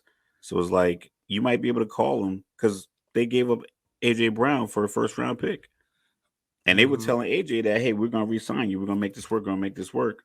And then his agent was like, what you want me to do? He was like, man, do your job, see what you can do. And then they end up trading him. So I think if you put the call out there, you put the feeler out there, make that move, because you're not going to get another player like Derrick Henry. I'm not sure what his price tag is, but you make it work. Honestly, I mean, now that, we had our talk about the running back being devalued, Bijan Robinson might be sitting there waiting for them, since we don't do the running back in the 1st round anymore, so like that could be a thing where you still keep him under the rookie contract versus whatever Derrick Henry is making, because by all intents and purposes, Bijan Robinson is going to be the next running back star. So, like, take a chance there. You know what I mean? Like, yeah. but that's the thing, right? Like, I don't know if the running backs that Buffalo have can't do the job. Because Devin Singletary is talented. James Cook is at least fast. But we don't know because they don't do enough for us to have the answers to those questions. So they may not even need Derrick Henry. You just need to trust what you have. But that's the thing. I don't think they trust what they have. So you have to like kind of force it. You got to force it. You got to go. It's like you got to pack your bag for the gym and put it in front of your bedroom door. So when you get up to pee in the middle of the night, you trip over it. Like, you got to like really force yourself. Because you can say, I'm going to the gym, but all your gym clothes are folded up in the drawer. Yeah. It's like, I know they're in there. I can go. But if you pack that bag at night and you put it in your mind before you go to sleep, so when you get up in the morning, we're going to make this happen. You go out and get Derrick Henry. That means Ken Dorsey, we need to commit to the run. Josh Allen ran the ball 122 times last year. Not to mention the quarterback hits. Stinger your elbow when you play somewhere that cold, when you need to throw the ball around, the wind is whipping around from the lake. I need my quarterback upright. Patrick Mahomes doesn't do quarterback sneaks anymore because he dislocated his knee in that game on like a Monday or Sunday night. 4th and 1, you ain't got to worry about that. We're giving it to somebody else. That's why they bring the tight end in to do the quarterback sneak. Well, I think that's how you make those kind of changes. You have to look at your players like, yo, we keep getting our guys' fingers, hands, elbows, arms, shoulders hurt. Stop running him so much. Well, I think that's the problem because that game against Cincinnati, the playoff game, that was such an indictment on them. Like granted, I'm not saying that Cincinnati doesn't get a little frosty, but they had the snow, they had the wind, that was a Buffalo game, like if there was ever a Buffalo game, just going They were off on of the other side of the lake. yeah, and you know what I New mean? Like York, Ohio. Was like, and Cincinnati just came in there and said, yo, straight up and down, we want this more than you. Like, it's that simple. Like, y'all, and Buffalo didn't have a plan. You get punched in the mouth, like they didn't have a plan. Their plan was, Josh, rescue us. So I get the sentiment that he needs help, but I don't agree that they don't have the talent to say oh, that he I needs don't. help. Yo, that's the thing. I I don't think that he was implying they don't have the talent. I think what he meant was like he can't do it all. I think he was implying to the fact that they don't broaden it up enough to where you don't need Josh Allen to make 40 throws a game. And you're talking about them drafting Bijan Robinson. I saw something earlier that said Dallas might get him. Dallas is 26, Buffalo's 27. So if you want Bijan Robinson, and you can't get him, man, just throw that. Send the first round pick to Kansas City and just And I get mean, he's and not the get only Derrick running Henry. back. Yeah, there's other running backs I like in this draft, but he's the one. He's the like not making a direct comparison, but he's the Adrian Peterson of this draft. When it comes to like if there's a bona fide running back star in this draft, it's him. You know, we'll see. We'll see what that ceiling is. But Buffalo somehow wasn't prepared for the snow. And apparently these NBA teams aren't prepared because we had a conversation, why play out when you could play in, and I'm not the play in guy. I don't like the play in. I don't like the concept of the play in. I don't like the idea of the play in because it allows you to BS through half the season and try to come on late. And now the new CBA, just got signed and players have to play at least 65 games to win the MVP and other awards around the NBA. But for this season, why weren't these teams prepared? It's like I said, we've gone over the West standings. The East, they've pretty much been kind of coasting. I mean, Atlanta's been basically even all year long. Like it's the strangest statistical line I've The ever seen. Atlanta Hawks. The Mid Atlanta Hawks. It just we've had this conversation before. It just feels as if GMs, coaches, player personnel people, I'm not sure if they know exactly what they want in a team or how to build a team. I don't know what philosophy they're going with. I felt the same way about Rob Pelinka and the Lakers from the beginning of the year. It's like, what are you trying to accomplish? Do you have any 3-point shooting in the league that shoots a lot of threes? No. Do you have any depth? No. Did you keep your free agents that you had on the team when you won the championship in 2020? No. Did you trade away some young pieces like Kuzma and KCP to get rest? Yes. Why? None of this is making any sense. Dallas, why'd you make the trade you made to get Kyrie when Kyrie wasn't what you needed? And then you traded away what everybody needs, which is good wing defenders, good role players. Every team needs, you need a star, you need a second person who can get their own bucket. Just made the If conference finals. just made the conference finals, you need a, a role player in the starting lineup, and you need a guy to come off the bench that can fill that same void. So they're interchangeable. You need a guy that can defend off the wing, and you need a guy that can rebound. Like if you don't have that, then you need to make moves to get that. You don't say, you know what? We need another guy that can score and handle the ball the same way our current player does. It's like his usage rates was through the roof. It's like, okay, well, let's get Kyrie and do the exact same thing. So, I mean, I think about stuff like that. I think about Portland trading away Josh Hart for what when you had other players getting injured, like what you gain, even some of the trades that the Lakers were able to pull off. I was like, why? Like I'm just trying to understand like the why. Like what are you trying to do? Because it's not like these teams traded away and then started tanking. It's like, what are you doing? You know, why aren't you ready for the season? Like, how are you your team is just falling apart Yeah. schematically every single week and getting Right. worse and worse? Why is there only two teams that are even like hovering around 50 wins? Right. It should be a lot of teams with a lot of wins, and some of these mediocre teams, like San Diego, should have.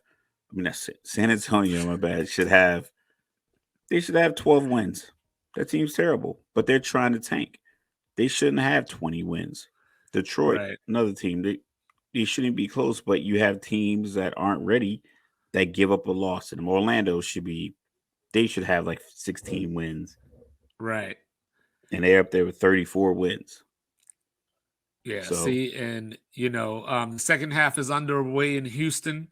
38-26 UConn. San Diego State shot 8 for 28 in the first half. But yeah, like so I was, I've asked this question 2 or 3 times on this podcast. What the hell is Portland doing? So they shut Dame down about a week ago. And for that trade, that you brought up, they went and got Matisse Thybulle. So, like it wasn't as if they went out and got somebody that was like going to alleviate Dame's offensive load. Like Matisse Thybulle is a pretty good defender, but Josh Hart was a pretty good defender, a better scorer than Thybulle, and definitely a better rebounder. you So traded apples for eggs. yeah, I just don't understand. You know, Denver, granted they're the 1 seed, so I don't know if people feel that momentum is more important than rest, going into the playoffs. I know that's always a topic of discussion in the NFL. Like, should you rest your starters in the last week, or should you just let them play with some momentum? But Jokic just sat out 2 games in the last week after we just got on Joel Embiid for sitting out in the matchup against Jokic. So, like, if you were going to do that, you were supposed to load manage on the front side. Like you're supposed to load manage in January, not in April, but or in Yeah. March. And then when I look at Dallas, I'm like, okay, what is the ultimate goal? The ultimate goal is to win a championship. Now, I don't think Dallas can win a championship, but they ain't supposed to think that they can't win a championship. They shouldn't be battling for the play in 10 They're months after one being in game the out. Western Conference Tournament. They're They one game. shouldn't be battling for the play in. I know No, no, you're I lobbying know, for I them to know, get in. but I'm just saying that. But Like the some, overall point, the overall point is that they're 1 game out, and then there's reports out today that they're thinking about shutting down Kyrie and Luka. And the only thing that I can come up with is not making the playoffs puts them in the lottery. But this isn't even that type of draft. This is like a 3 or 4 person draft. So it's not like this is a deep draft where if they end up like if the lottery balls play out to where they end up at number 8, they're they're gonna gonna they're gonna do a sign and trade. That's what I think. I think they might be prepared for something off Mhm. season wise. Like Luca might be moving, so you like let's shut him down, Yeah, see, I keep him brought that up the healthy. other day. Yeah, And I he think told me to kick rocks. no, I don't think he would ask. I don't think he should ask for a trade. Yeah, they may move him. I think they could move him, one or both of them. So you shut them down now. If that's the They're case, I both move healthy. both.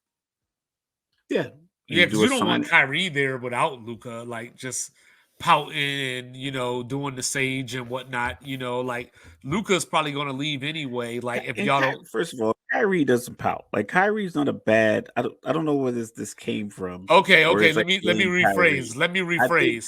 he just Let me was re- like Kyrie has fuck you money. let Excuse my let, language. let me That's what I'm saying. rephrase. I think a lot of players act like they don't have that kind of money, and I think he just uses it. He's like, yo, you're not gonna come to this game and talk to me all kind of way because you paid for these tickets.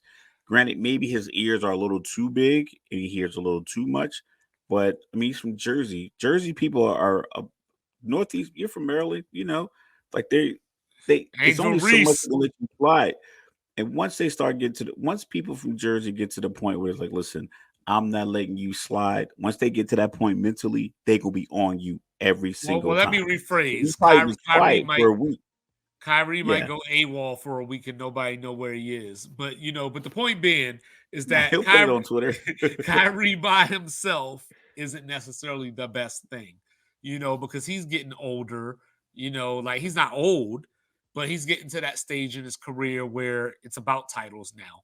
Luca, you know, may want out first Is it opportunity he really gets. about titles though? I mean, like, Yes. let's be realistic. Well, How many of okay. these guys are So, really, really, really positioned? I saw something Spencer Dinwiddie said the other day, uh, and I've seen this clip, and I forgot. I want to give credit, but I forgot what podcast he was on. But what he said, he was like, if you look at certain players, like if you look at Kobe, AI, Steph, LeBron, Jordan, he's like the people who changed the culture of basketball. He's like those guys need the ring because their status in the argument is supported by the rings. He was like, Braun gets one more ring, he might be in a different GOAT conversation because he has 5 rings. But she's like, you have a guy like Dame Lillard, you have a guy like Anthony Hardaway, a guy like T Mac. He's like, even Shaq. He's like, if Shaq wasn't on TV, he's like, I don't think people talk about Shaq as much because a lot of it is like some of these guys have kind of like just refined themselves to the fact that I had a good career, I put up some good numbers, I put up some good teams, and then these other guys need rings. Everybody isn't everyone because I think having that championship or bust, you do you make dangerously bad moves. so Like so trading away your defense to get an offensive player, a la what the Knicks did to get Carmelo Anthony. You just so make bad moves when you so have just that for championship or a clarification, bust. Jokic and Embiid don't need rings. In my estimation, no. Okay. Because I think the ring count is gonna stop with so I Steph think has I think 4. Jokic might need one just because of the back-to-back MVPs, or at least just get to the finals. At least just get to the finals.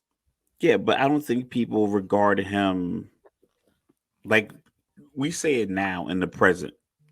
He plays 3 more years and retires.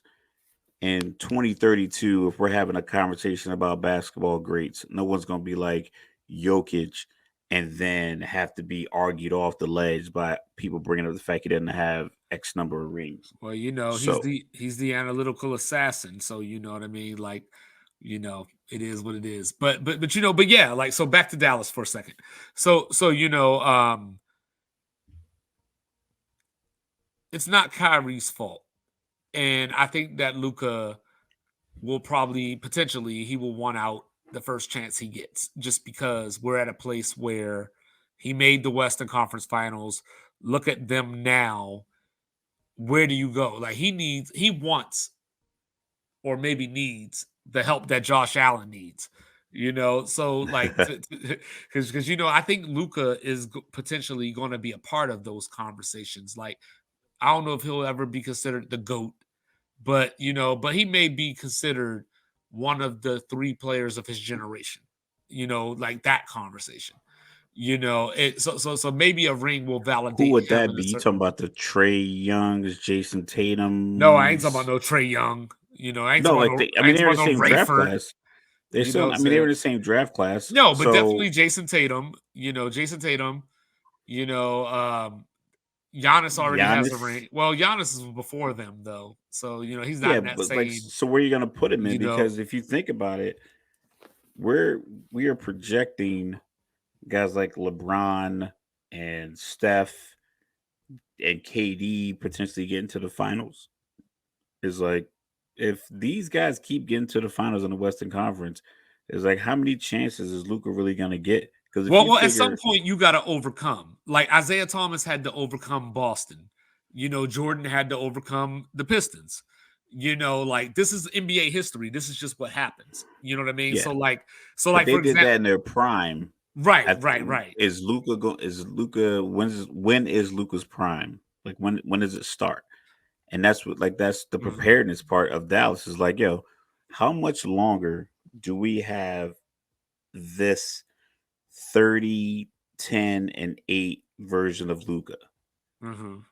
because he's not like ultra athletic. He's a big body. Yeah, I mean, He's one of those dudes when he retires, he's gonna be like, remember when Tony Kukoc played and he was like mm-hmm. super skinny and tall and long? If you see him now, he just looks like just a big man. I think Right, Luca's gonna be one of those kind of guys. right. Like Barkley. You know how Barkley just looks like a big dude who just happened to stay a little smaller because he played basketball. I think Luca's probably just naturally a big dude. Jokic is the same way. They're gonna go retire, live in some farm back in Eastern Europe or something like that.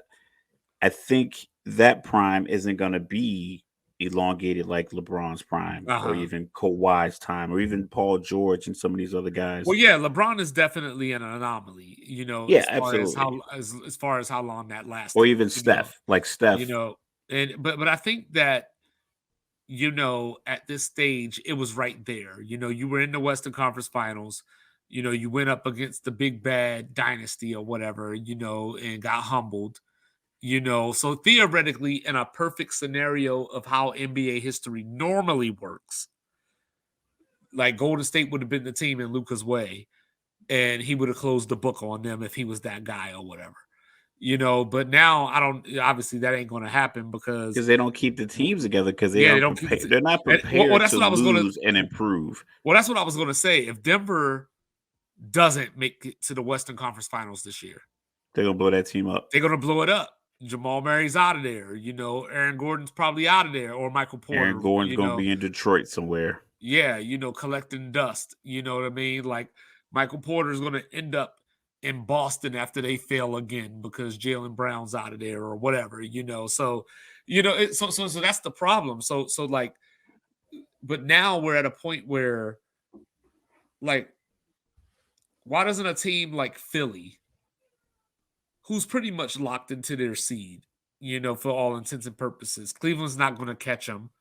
I don't know if they can catch Boston. Why not just sit and beat until the playoffs start then? If that's the case. Or Um, you don't want to. You don't want him rusty. no, I I think you want. agree, I but think you want to stay in rhythm. I think maybe you cut his minutes to 28 minutes. You pay him yeah, 7 minutes a quarter. yeah, and You put him and, and on a pitch count. y- Just keep him, get him out there sweaty enough so he stays loose.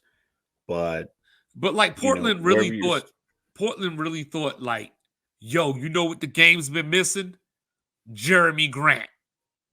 You know what I mean? And then But that's the thing. he's a good If you player. keep it together, if you make the move, commit to it, and try to build around it Right, but if instead you're going of to trade Josh Hart, get something better than Thibault.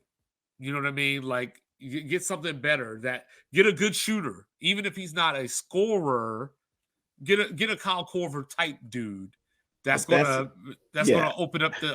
You know what I mean? Like get somebody like that.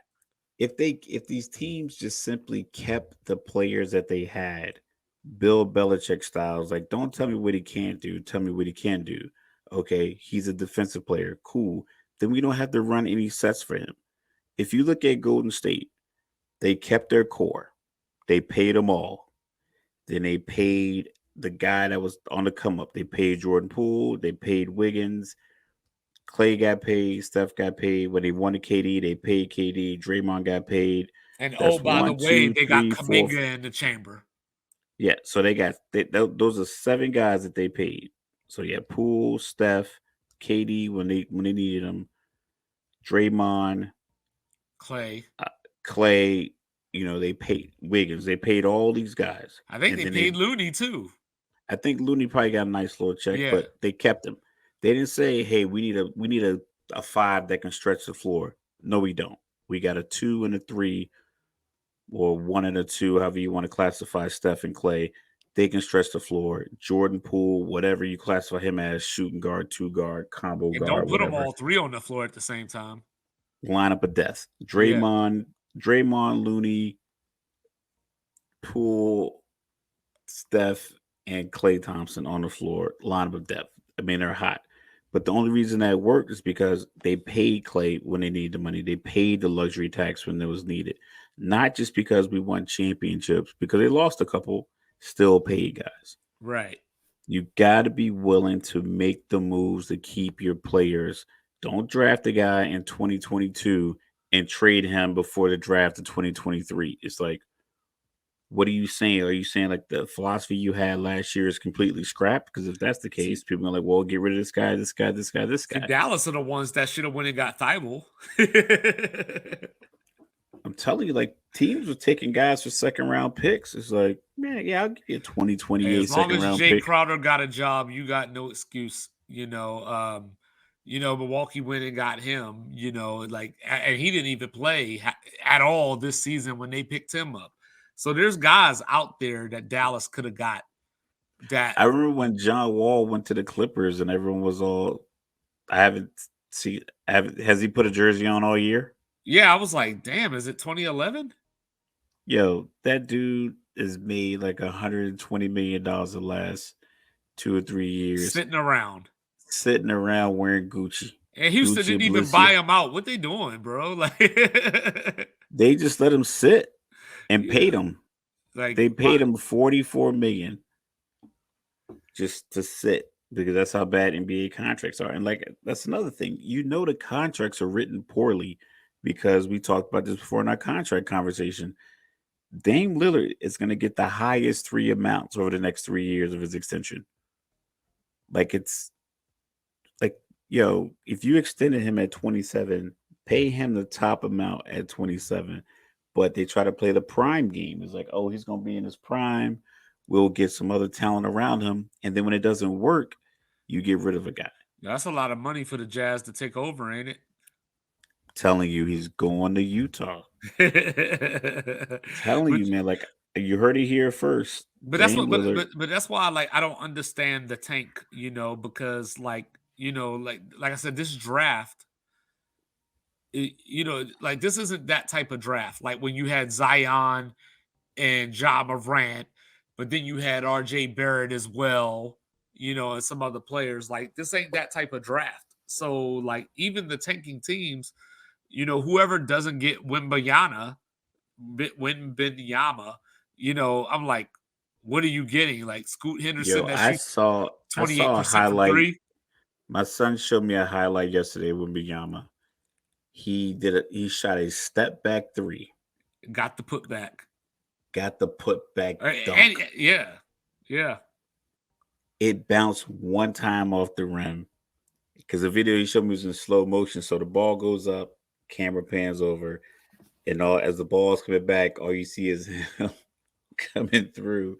I was like, I would stop playing basketball after that. Yeah. I'm sitting it down into the draft. Like that's enough. That's Yeah. enough. Like you already know I'm number one pick. Me shooting a step back three, landing, knowing it's gonna be off, stepping up, grabbing the rebound of everyone else, and dunking the putback. Shut Yeah, it and down. that's the thing. You got Scoot Henderson, who's shooting 28% from three, and he's like the second best player in the draft, allegedly. Then you got Brandon Miller, and then you got a bit, and we saw what he did in March Madness. I don't know if that's a precursor or if he was just distracted. But outside of that, once you get past those three, it just You're kind of, guessing. yeah, you're You're guessing. So it's not as if these teams like Portland, who shut Dame down, is going to get, I mean, unless the lottery just ends up that way, they get Brandon Miller and then he's everything that everybody thinks that he is. so And you maybe got. and maybe Portland has an outside shot at a top 4 seed or something like that. I mean, Portland's sitting right now with 33 wins. So that puts like their fifth. So we got what is it? Detroit has 16. So they might get Wimbayama. So And they don't even Detroit, need them, but I guess you take them. yeah, you have to take them. So Yeah. you got Detroit, Rockets, Houston, San San Antonio, Antonio. Charlotte, Portland. Oh, what if Victor goes with LaMelo? Nah, Charlotte's gonna butcher it. Charlotte gonna take Scoot Henderson. They'll take him number one. But yeah, like, you know what I mean? So there's options out here, like, for Victor. There's a bunch of different teams that could end up. So if Portland ended up with Victor, then okay, we cooking with grease, but that's not very likely. What's the biggest market of these? So the bottom six, Probably Houston. Houston. That's what Gilbert Arenas said. He was like, he's going to Houston. He's like, you need that guy in the big market, which I don't understand because like literally everything's everywhere. Everything is everywhere. We're Well, on if TV all the Pop time. if Pop was like 61, I would like to see him with Pop. He's 71, right? And so I don't know. This could be his last year. I don't know, but Detroit, I would love to see Detroit be good again. They have a good coach. But they are at the top of the draft every year, so that coach probably isn't going to be there very much longer. If you get the number one pick, you got to boot a coach. Yeah, you got to. Don't give him a chance to waste the wasted number one pick. If you get 3 or 4, then you let him run it back. But if you get Right. the number one pick, I think coaches are gonna want to come coach there. Right. Maybe Udoka is available or Yeah, something and like you that still and after you next still got season. and you still got Kate Cunningham. You got Jaden Ivey, who's been looking good, lately. So I mean, you have something in Detroit, You got a like, team of lottery picks. It's like right. you should be better. Don't waste any money on free agents because you end up buying them out. They did it with Blake Griffin. They did it with Jeremy Grant. They just end up. I think they were ready to give what's the boy name, Miles Bridges. Uh huh. They were ready to give him the bag until I don't know what he did to his career. He's out. Is he on the roster? No, like Charlotte still has his rights, but no. Like last I heard, he was about to make an album. Just went from the NBA to the hood. Yeah, you know what I mean? Like, so that's what I'm saying. Like, these teams are at the bottom for a reason, but somebody like Victor can potentially at least get them to a play-in next year. Like he probably won't have them as like a top 6 seed, but he could get somebody like Detroit to a play-in, provided Cade Cunningham comes back with the same momentum that he had his rookie season. Jaden Ivey takes another step forward. Like Detroit has talent. It's just young The talent. whole league has talent. Like Houston got to get rid of like Kevin Porter or something, or like they got Jalen Green. So that could be your 1-2 punch. They said it's a maturity problem Yes, in and Houston. then they added John Wall back to the locker room. They brought him back. Well, I mean, yeah, they got him from the Clippers for the Eric Gordon trade. Oh my god. Yeah, so that's what I'm What are they saying. Like, doing? you know what I mean? Like, but Tillman Fertitta is cheap. Short arms and deep pockets. So like, I don't know. Like these teams are just they're pissing me off just thinking about this and having this conversation right now. Because as a Wizard fan, I would love to get my hands on Victor, so to speak. You know what I mean? But yeah, we got to trade Bradley Beal, which we should have never paid him in the first place, and we would be in the Victor sweepstakes instead of drafting like number 4 or number 5 in a 3-person draft. I mean, and, maybe there's a and oh, by the surprise guy way, out we there. probably got to pay Porzingis. It's like do you pay Kuzma? Is that your big 3? you're if you're gonna get a 1 year rental player, you do that when you have everything else in place.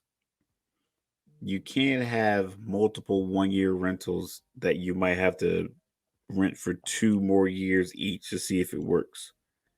Right. The Lakers could get a 1 year rental. The Warriors could get a 1 year rental. The Clippers can get a 1 year rental. Like Certain teams, Memphis can get a. Well, Memphis don't really have any holes. Uh, if there some was going to teams be just a got you got team, to be better. if there was going to be a team that shut it down, it would be Mid-Atlanta, because this is like their story. Like they just always end up on the treadmill. Like no matter who they get, they're always good enough to be around the playoff, never bad enough to get, the good player. Like even if they don't make the playoffs, they're still picking late or not picking in the top two or whatever. So even when they don't make the playoffs, they still don't get it right. So some of these teams, it's In amazing. this league, 20 of the 30 teams make the playoffs, quote unquote. So you just got to be in the middle third. That's it. You got to be better than 9 teams, Yeah, and you got a shot. yeah, And there's teams that for the last 2 months have been completely out of that. Almost yeah. not mathematically, but within For reason. all Like intents and purposes, you know what I you're mean. out of And it. and that goes back to my earlier point. Like even though Kyrie just got to Dallas, after for the trade deadline, if Dallas didn't do some load managing back in November or December, they might have an extra 2 or 3 wins. But you Yeah. know, it is what it is, y'all. You know what I'm saying? And that was not get it off my chest, even though, these teams were making me mad. So, Yeah.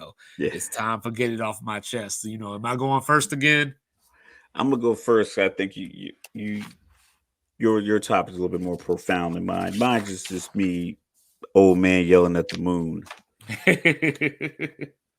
So I do this long drive, make the exchange with my daughter and her mother. So I do a long drive. Normally I call Mike or I call my pops. I just call somebody just to kind of talk you through. It's about a 13-hour round trip for me.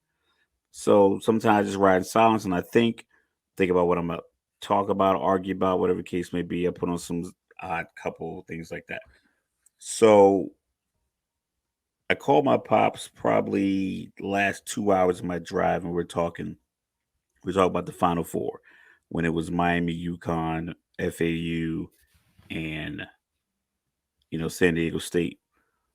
And he mentioned something about that they might have to change, and I just cut him off.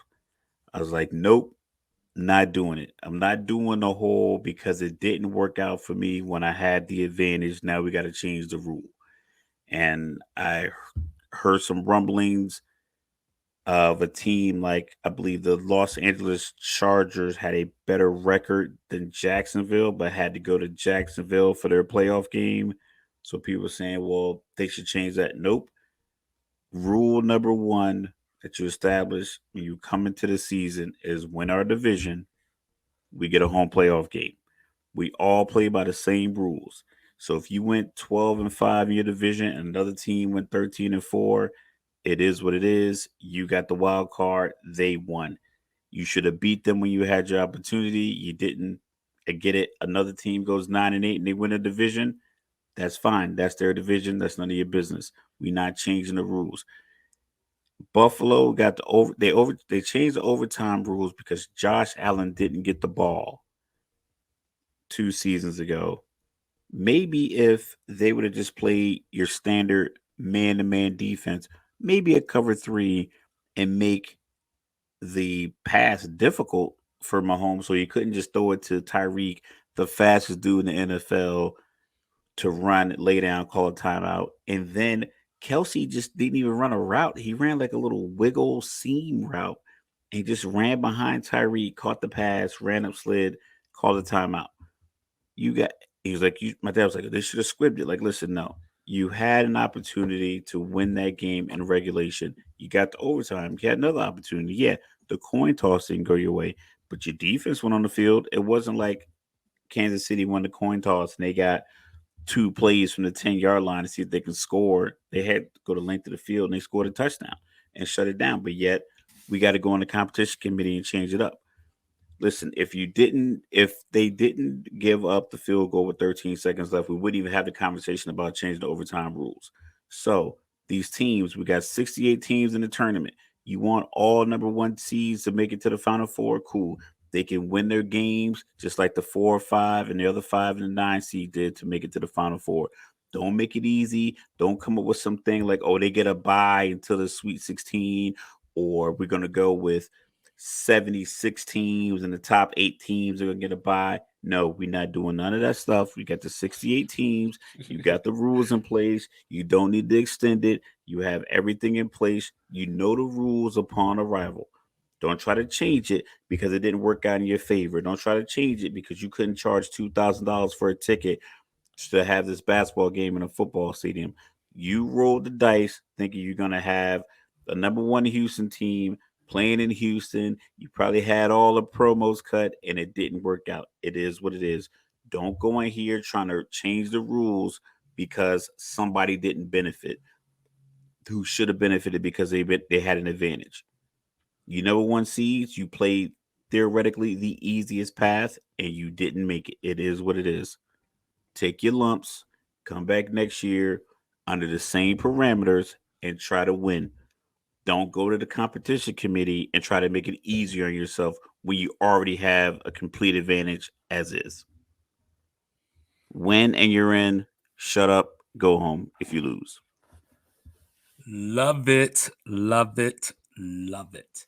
And real quick, we got 56-43 UConn with about 9:11 left. And I just want y'all to know that I am absolutely disgusted that at about the 11:40 mark, San Diego State already had 9 team fouls. You know, so so UConn is in the double bonus for the rest of the game, and we still got 8:52 left. So disgusting, you know. But with that being said, and San Diego State just scored, so 56-45. So they keep getting it in within 11, but then Calcaterra or somebody comes and hits a timely 3. So let me take you to June 1st, 1994. The site, Madison Square Garden, MSG. Knicks, Pacers, Game 5. The series is tied 2-2. You might have saw this on Winning Time, 30 for 30. So Reggie Miller and the Spike Lee rivalry began because the Knicks were putting it on the Pacers. And then Reggie Miller scored 25 points in the fourth quarter, which culminated with him doing the choke sign to Spike Lee, telling them that the Knicks were choking. Now, as a soon-to-be 13-year-old, one of my favorite moments in sports history, because Reggie Miller's my favorite player, because I was always the short, skinny dude. I mean, granted, he's a tall, skinny dude, but I was the short, skinny dude, so I had to find creative ways to get my shot off. I had to create my own screens that nobody even knew that I was doing, and, just come off the screen and shoot it because, I wanted to be like Reggie. So, the thing everybody forgets, the Pacers actually lost that series. So they went up 3-2. Game 6 came, and here comes the irony. Game 6 came.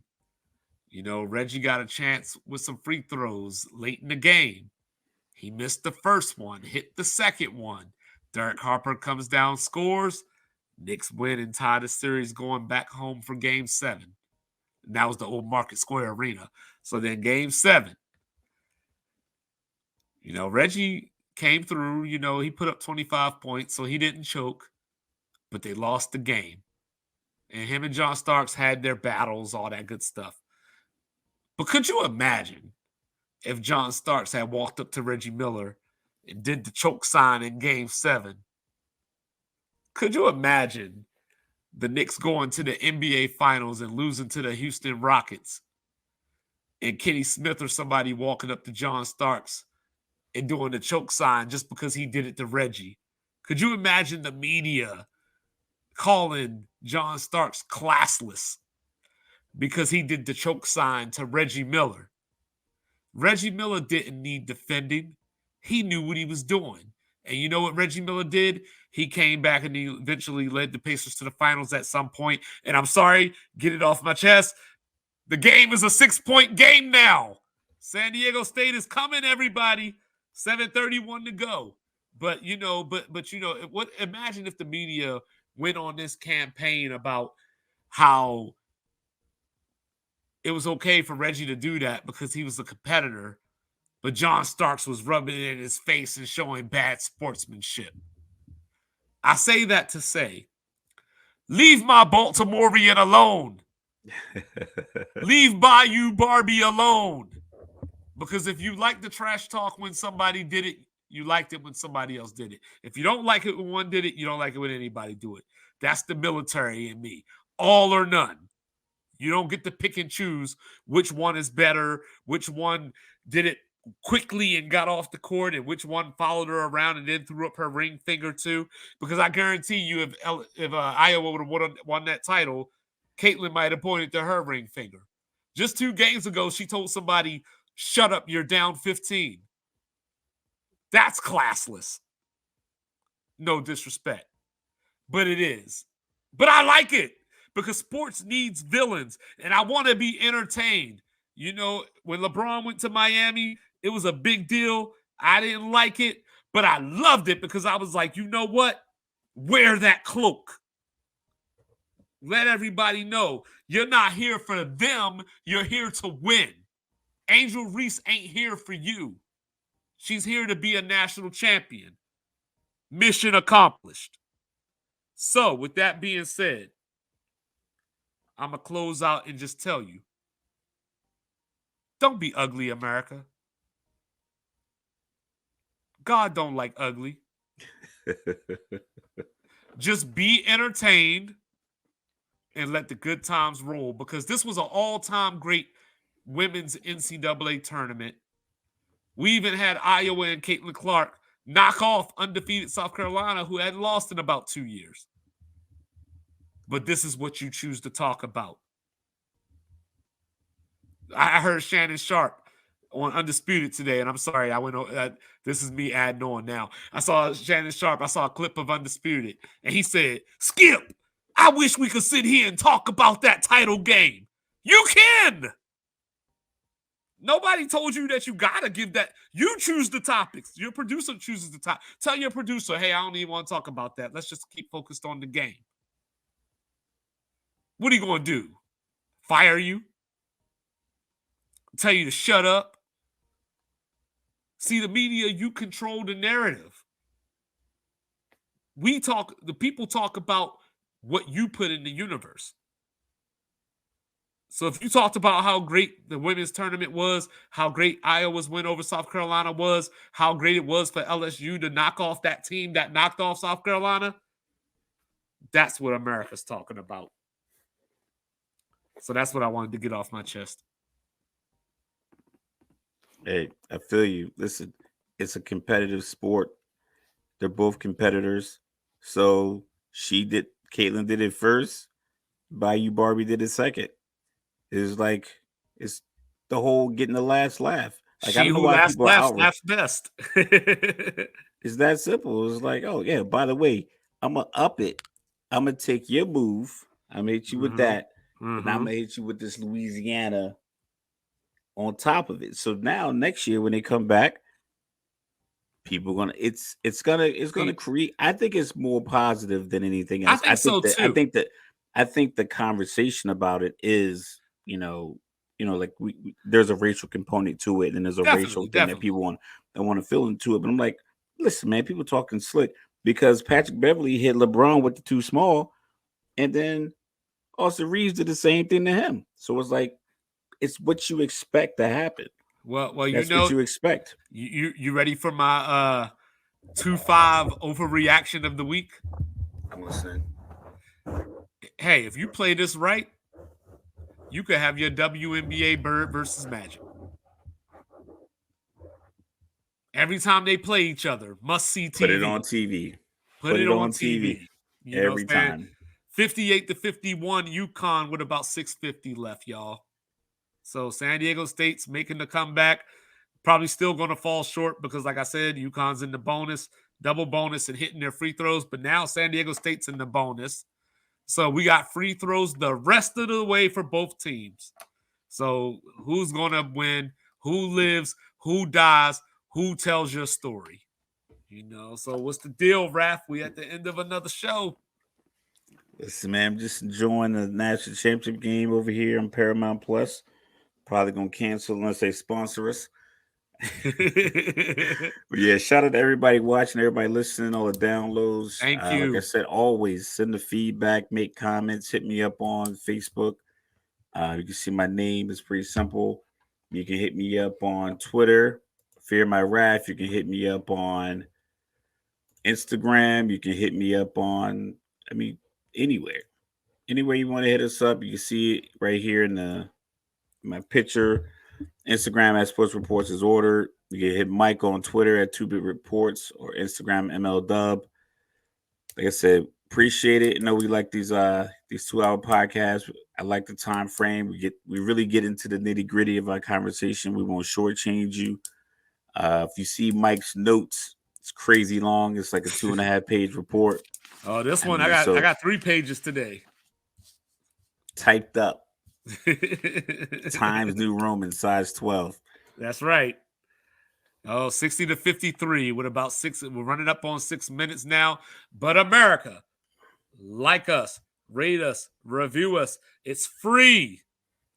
Subscribe anywhere you get your podcast. Follow, download, all of that. All it takes is a click. All it takes is a click. We appreciate There's Wi-Fi everywhere. Yes, we appreciate the support. You know, we love y'all. You know, like, hopefully y'all enjoying everything. Let us know what we can do better. Let us know what you love, you know, because this is your show at the end of the day. We're just the speakers. And on that note, love you, America. We out. And we out. You know what I'm saying? Please join us to my funky melody. If it plays. I don't even know what just happened right there, but it didn't play. There you go. Yes. Thank you for tuning in to Sports Reports as ordered. See you on Friday. Peace.